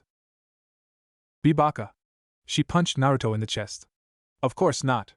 Besides, how do I know you're not the one attracted to me? Naruto sat up, his forehead now touching hers. What if I am? What are you going to do about it? He asked, testing the waters. She stared into his eyes. Deep blue pools that is usually full of mischief, or cold with seriousness. Yet they showed no mischief, nor were they cold at all. Those electrifying eyes stunned her for a moment. Before she could properly think about what he said, her body reacted first. By leaning down and taking his lips in hers. After a minute or so of lip-locking, they broke apart, staring into each other's eyes again. Anko's heart soared in joy, yet they were also filled with fear. What if he betrays me as well? Seeing the fear in her eyes, Naruto dashed them and gave her another, shorter kiss. I would never hurt you, Anko-chan. She nodded, tears brimming in her eyes. So what does this make us? She asked, still somewhat fearful of the answer. This makes us lovers. In the future, this maybe makes you Mrs. Uzumaki. Anko blushed but smiled at the name. That has a nice ring to it. Uzumaki Anko. I like it. Naruto laughed. Only when you're ready, he said as they cuddled. Anyways, allow me to explain the details of your new but old not-so-cur seal. Anko laughed at the name. You are horrible with naming things. Then I'll let you name our first child. She blushed again. But back to your seal. You understand how chakra is exponentially stronger as it gets purer, right? Anko nodded. Well, rather than Orochimaru's vile chakra leeching off of yours to keep his soul alive and corrupt you, I replaced that with my pure chakra. So whenever you need a little chakra boost or just a little boost in power, you can activate the seal. Don't worry about running out, because this saps less chakra from your system than Orochimaru, and purifies it so it replenishes over time. I've yet to devise a way to take chakra from the earth like Jiraiya-sama can, but I'm sure there's a way. Anko rubbed the place where the seal is. Can I see it? Naruto smiled and unsealed 2 mirrors from his cloak. Putting one in front of her and one behind her, he reflected the image from one mirror to the other. The seal had a huge similarity with the Uzumaki clan symbol. The swirl in the middle and a ring surrounded it, made of unrecognizable characters to her. Well? Much better looking than the cursed seal, right? Anko nodded happily, glad that not a bit of the seal had any similarities with the original, thus cutting off all ties with Orochimaru all but one. She still needed him to die. Naruto leaned down and kissed the seal, embracing her from behind. I promise I will help you kill Orochimaru. Thanks, Naruto. Anko smiled. Naruto raised his eyebrow at the nickname. What? I like it. Naruto shrugged. Whatever makes you happy, love. Flashback end. Anko laughed joyously. Something really good happened. She yelled and just kept walking. Kakashi stared strangely at her. Okay, turning, he saw Naruto come out of the tree line as well. Naruto-kun, do you know what's making Anko so energetic? I mean more than she normally is. Naruto smirked. Yes, I do, was all he said before he walked off as well. Kakashi stared at the backs of Anko and Naruto, not understanding what just happened. Few days later. Hey, open up! One man shouted from outside the house. Tsunami ran to answer the door. Big mistake, they unsheathed their katana and pointed it at her throat. Where's the bridge builder? The other man asked. Mom! Inari yelled as he ran in front of his mom brandishing a kitchen knife. Little Squirt wants to play hero, eh? Well then I gladly oblige. The man brought his sword up to swing it down. Inari closed his eyes while Tsunami embraced him from behind, trying to protect him. After a few moments, Inari opened his eyes to see Naruto standing where the men were. Naruto smiled at the boy. You did good protecting your mom, kid. Next time, don't close your eyes and don't freeze, okay? Inari nodded dumbly. Naruto turned and looked to the direction of the bridge, wondering if the battle had already started. Wave Country. Bridge. Coming upon the bridge, Naruto looked at the thick mist that covered the area and sighed in exasperation. You use that skill way too much. Zabuza looking over to his right, he saw the genin of Team 7 engage in a fight against Haku. Turning his head back, he saw Zabuza and Kakashi fighting it out while Anko stood back, watching the fight and ready to jump in at a moment's notice. Zabuza slashed at Kakashi, who dodged and ducked the large hunk of metal. Jumping back, he started to run through hand seals. Zabuza saw this and surged towards Kakashi, both hands on Kubikiri Bocho, and swung horizontally, breaking Kakashi's concentration and causing him to further retreat. Give it up, Kopinin Kakashi, you are out of your element. This mist, the abundance of water, and your lack of a real weapon will push me to victory, Zabuza proclaimed as he rushed forward again. Kakashi grimaced. He knew Zabuza was right. The environment was definitely not in his favor, but he did have numbers. Jumping back a few more times from the large blade, he pulled out a few kunai and threw them at Zabuza. Bringing up his blade to block the kunai, Zabuza laughed. Is that all you can do now that you are at a disadvantage? Lifting Kubikiri Bocho above his head, he brought it down on Kakashi, who could only attempt to block. Topping the giant blade, Kakashi felt his arms tremble under the weight and power. Damn it, I can't beat him in terms of power. Sanaijushu. A multitude of snakes came out from behind Kakashi and flew forward to bite Zabuza. Jumping a few meters back, Zabuza narrowed his eyes. Being wary of his surroundings, Zabuza asked a question. Where's the third member of your group? The one with the mask and hood? He's probably on his way here at the moment. Kakashi answered, You are outnumbered and outmatched, don't push this any further. Zabuza smirked. If he comes, then I wouldn't be outnumbered anymore. What do you mean? Anko questioned. The way he uses his sword shows that he's a powerful swordsman. He has honor, and should he fight, it would be in single combat. Kakashi decided to interject. Even if he does decide to fight you in single combat, and you manage to defeat him, you would be tired and we would still be here. Zabuza grinned widely. It doesn't matter whether I die or not. As long as I get to test my skills, I'm satisfied. Ask and it shall be given to you. A voice called out through the mist. Zabuza grinned in glee as he recognized the voice. Finally, you're here. Indeed I am. Naruto answered, donned in cloak and mask, sword in hand. He looked at Kakashi and Anko. Don't interfere. But nah. Kakashi, do you not trust my skills? Naruto stared at Kakashi from behind his mask. His voice showed no emotion. Kakashi found it hard to respond to Naruto's question. I wish to test my skills against one of the famed swordsmen. Don't deny me that privilege. Kakashi reluctantly agreed. Fine. But should I see that anything is about to go wrong, we will interfere. Anko said with no room for argument. Naruto smirked, fine with me. Bringing the sword up horizontally to head level, he slowly unsheathed it, showing its matte black blade. Sealing the sheath back into his cloak, Naruto started a slow jog at Zabuza. Bringing his sword to the left side of his body, he swung the sword diagonally up as soon as he was in range. Zabuza jumped back and dodged the swipe. Bringing his own weapon up over his head, he quickly shifted his stance in order to block another strike from Naruto. You're pretty fast, Zabuza commented. Naruto said nothing and just kept slashing away at Zabuza. Grunting as he blocked another strike from Naruto, he pushed Naruto back. That sword, it seems vaguely familiar. Have we fought before? Zabuza asked. Naruto tilted his head to the side, as if in thought. Come on, dumbass, I showed it to you before possibly, Naruto said as he kept his attacks up. Attack, attack, dodge, parry, weave and attack again. The two warriors fell into a rhythm as they parried and dodged each other's strikes. Deciding to pressure Zabuza even more in hopes of causing him to make a mistake, Naruto sped up his strikes. Sending a thrust, Zabuza easily dodged to the side and countered with his own downward slash. Naruto sidestepped, the cleaver missing by centimeters. Getting back into the fight, they both raised their weapons and brought it down. Clang! The sound of metal on metal resounded across the bridge. Holding each other in a deadlock, they pushed harder to gain dominance. Zabuza glared into the eye holes of Naruto's mask, while Naruto stared back. Putting more strength into the deadlock, they pushed each other back. The two fighters stood 30 meters apart, staring at each other. On the sidelines, Kakashi and Anko watched with bated breath. Unsure of the outcome, they stood there, muscles tensed and ready to pounce. Anko trusted in her students', now boyfriend, skills. Yet some part of her was still insecure and fretting over the outcome of the battle. Kakashi, however, was calm yet worried.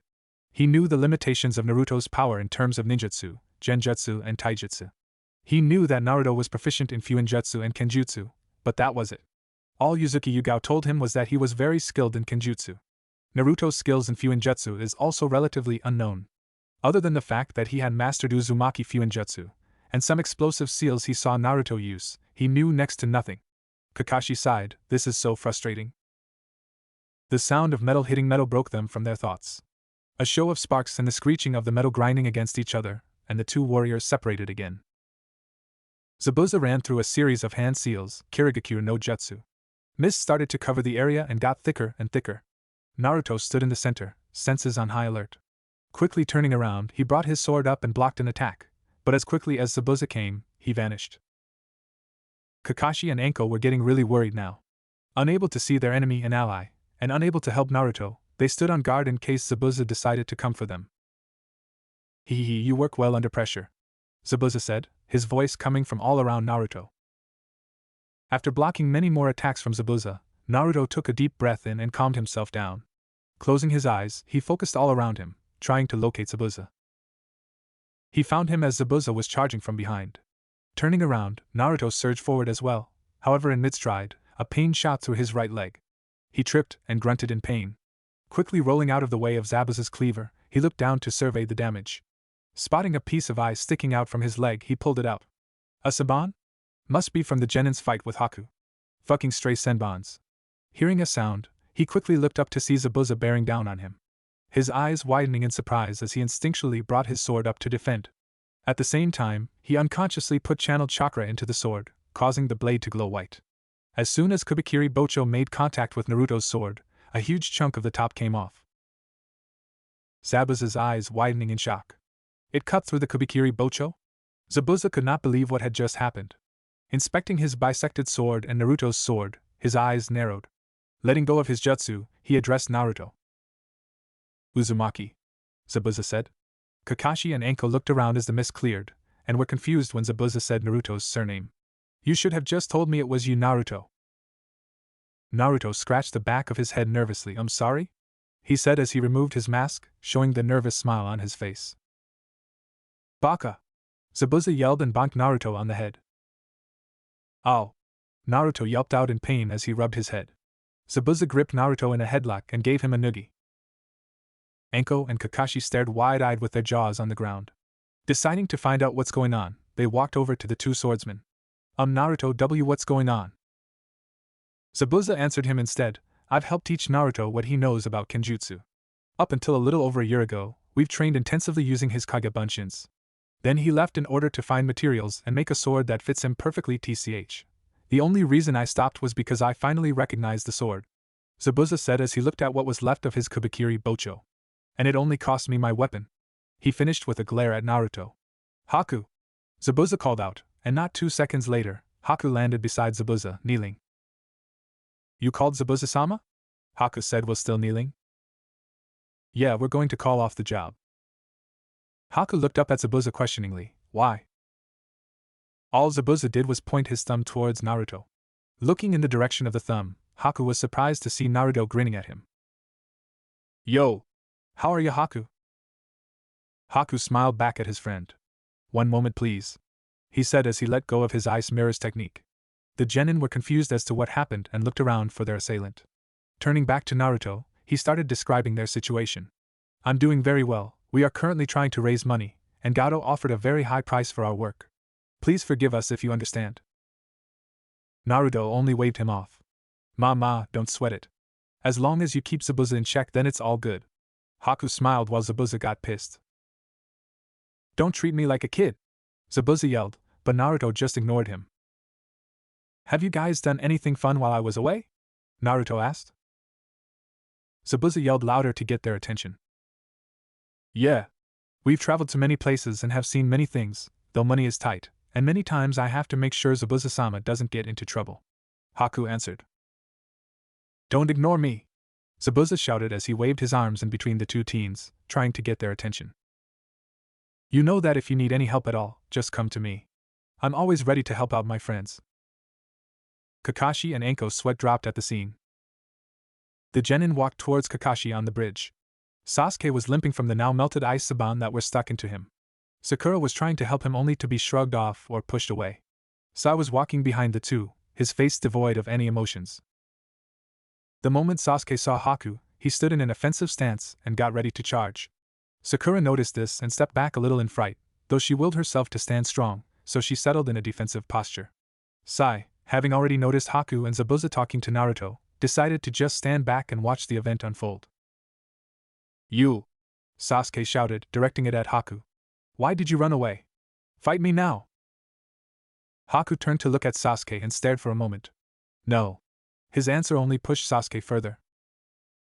Why? Are you afraid? Sasuke-kun, maybe we shouldn't be Antigone. Shut up! He yelled, interrupting Sakura. She was shocked at how he was talking to her and treated her, even as just a teammate. Speaking in a calm voice again, Haku answered. There is no need for us to fight anymore. Naruto-sama has made himself known and Zabuza-sama does not wish for me to fight against an ally. Regardless of what was said, Sasuke still charged at Haku when Kakashi grabbed Sasuke's shoulder and held him back. Stand down, Sasuke. They are not a threat anymore. Sasuke growled and glared at Haku, Zabuza and Naruto. Stand down. Kakashi repeated. After a bit more glaring, Sasuke finally relented. He crossed his arms, huffed, looked away and stepped back. Now Naruto, would you mind telling us how you met? Anko asked, wanting some answers. Just as Naruto was about to answer, a chuckling came from across the bridge. So the demon of the mist has failed and defected to the other side. A short and plump man, with brown hair walked in the middle of the bridge, followed by hundreds of thugs. His hair flared out in all directions behind him. He wore a black suit with a light olive green shirt and a purple tie. You're useless, Zabuza. I've hired other people to finish your job for you. After we've killed you and your ninja friends, the bridge builder is next. Then we'll have some fun with the ladies. He finished with a cackle. The many men behind him were delighted to hear the news while most of the Konoha shinobi were disgusted. Except Sai, for obvious reasons, and Sasuke, because he doesn't care. Naruto raised an eyebrow and wondered what a group of thugs, even if it was a few hundred strong, could do to 4 Jonin-level shinobi. Haku tightened his grip in anger and disgust that they would do such a thing. Gato noticed this and decided to throw in one more comment, directed at Haku. Are you scared, bitch? Don't worry, we'll take care of you once we're done killing the men. At this, Haku shivered and Naruto started snickering, which slowly turned into full-blown laughter. Ha ha ha! Hey, are you gay? He asked Gato as he laughed. Gato looked pissed that this punk would question his sexuality while Team 7 and Tazuna wondered what Naruto was talking about. Why the hell would you think I'm gay? Gato yelled. Naruto was still trying to control his laughter. He, it's just that from what you said, you totally sounded gay, not that there's anything wrong. But just to let you know, Haku is a guy. Gato turned red in embarrassment and anger. The thugs behind him were also snickering at their boss. Sasuke and Sakura were both shocked. Sasuke looked away with a blush on his face. You fool! How could you think that he was a girl? He yelled to himself mentally. Sakura was envious that a male looked more feminine than her. 2. Arg! Gato yelled in frustration. Kill them! As soon as the command was given, all the thugs rushed forward. Hey Zabuza! Let's have a little competition! Naruto smirked. Zabuza raised his eyebrow. Fine, just let me get my blade back in top condition. Naruto dashed forward and started cutting through a group of thugs. Not going to give you the chance! He yelled back to Zabuza as he put his mask back on.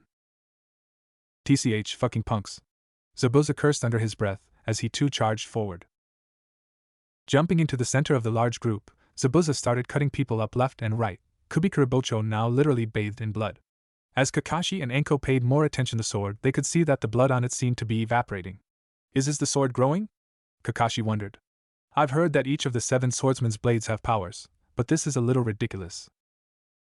As Zabuza chopped through another bandit, his sword reformed itself fully. Finally now I just have to catch up, he said with a manic grin, unnerving many of the thugs that surrounded him. Charging into the closest enemy, he cut his way towards Naruto, or at least where he thought Naruto was, judging by all the different screams and the people crowding in the area. Naruto dodged and ducked under many sloppy swings and retaliated with calculated precision. Sidestepping another attempt to harm him, he lopped the guy's right arm and right leg off, letting the man bleed to his death. To thugs like these, Naruto believed that they did not deserve a quick death. He preferred to let them die slowly, letting them think about what they've done wrong in the last agonizing moments of their life.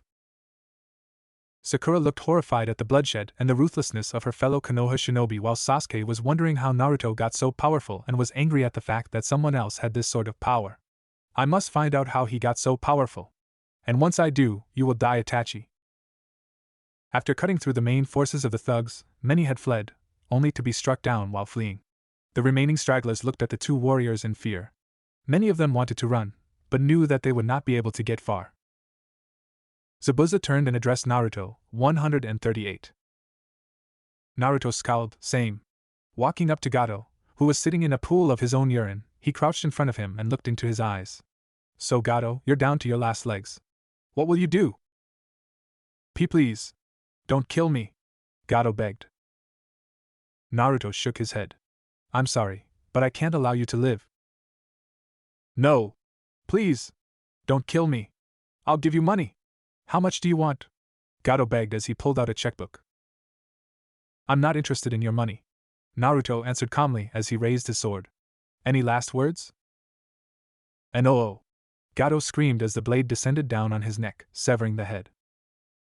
The genin, mainly Sakura, were against killing Gato.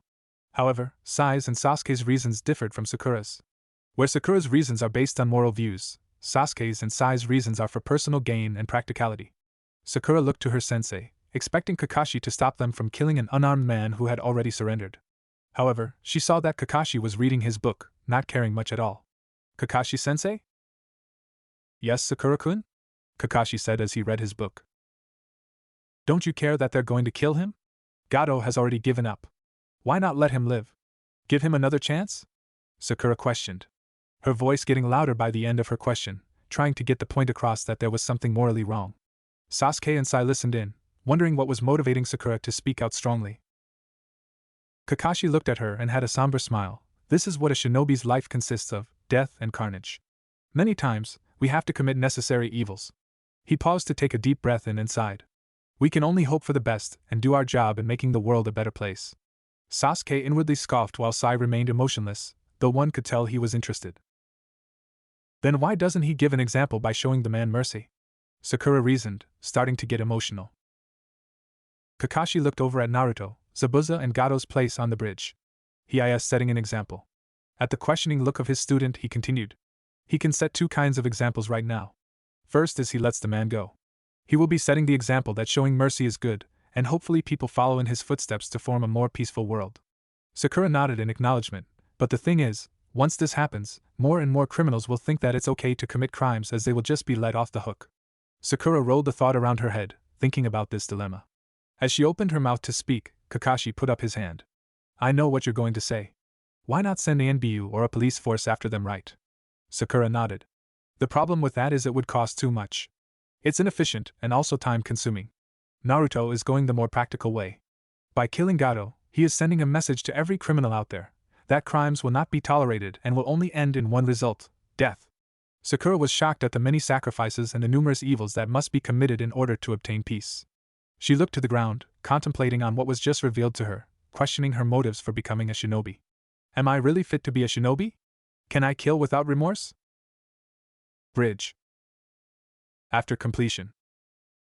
As the group of shinobi walked to the end of the bridge, Haku and Zabuza stopped, causing the group of Konoha shinobi to turn and face them. Well, this is it. We'll be parting ways here, Haku said as he bowed slightly. Naruto raised an eyebrow. You're going to keep raising money for another coup?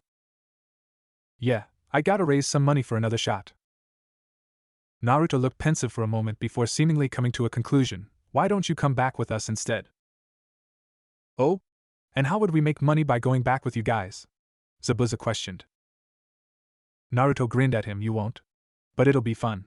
I'll have a good sparring partner, and you get to fight me every day. Zabuza stared at Naruto for almost a minute, before saying anything. Sounds like fun. He grinned. On the way back, everybody was making idle chatter until Enko decided to ask the question on everyone's minds.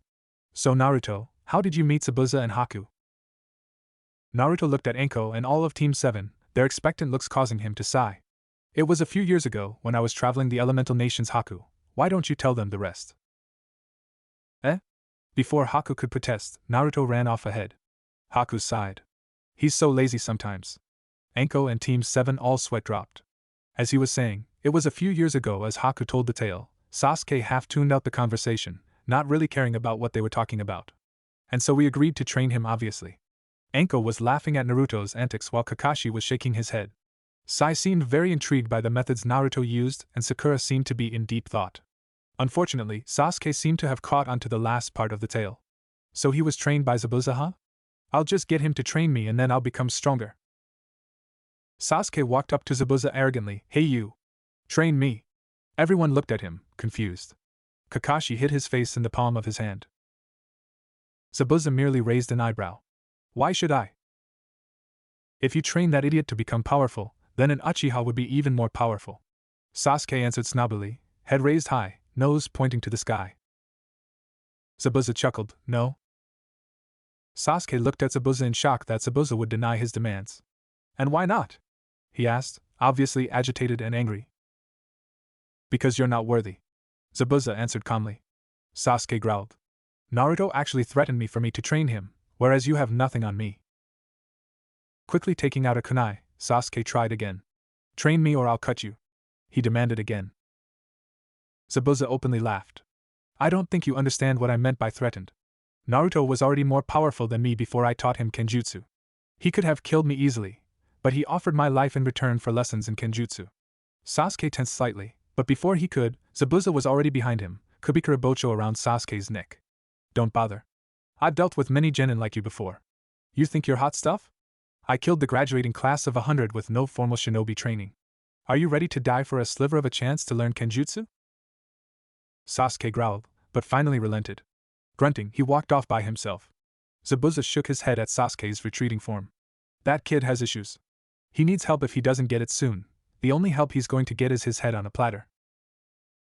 The rest of the trip to Konoha was uneventful, and in silence. Sakura still seemed to be in deep thought. That was when Naruto walked up to her. Harino-san. Sakura turned to look at Naruto. Yes? What is it, Uzumaki-san? She asked and wondered what he needed from her. May I talk to you? In private? Naruto asked, sensing no malicious intent. Sakura looked to Kakashi for permission. He shrugged and nodded, trusting that Naruto would keep her safe. Leading Sakura away from the group, they walked under a tree. Seeing that the group was far enough, Naruto turned and faced Sakura. What's wrong? Sakura tilted her head, her brows furrowed in confusion. Nothing. Nothing's wrong. Naruto tilted his head, one eyebrow raised with a look of do you really expect me to believe that, on his face.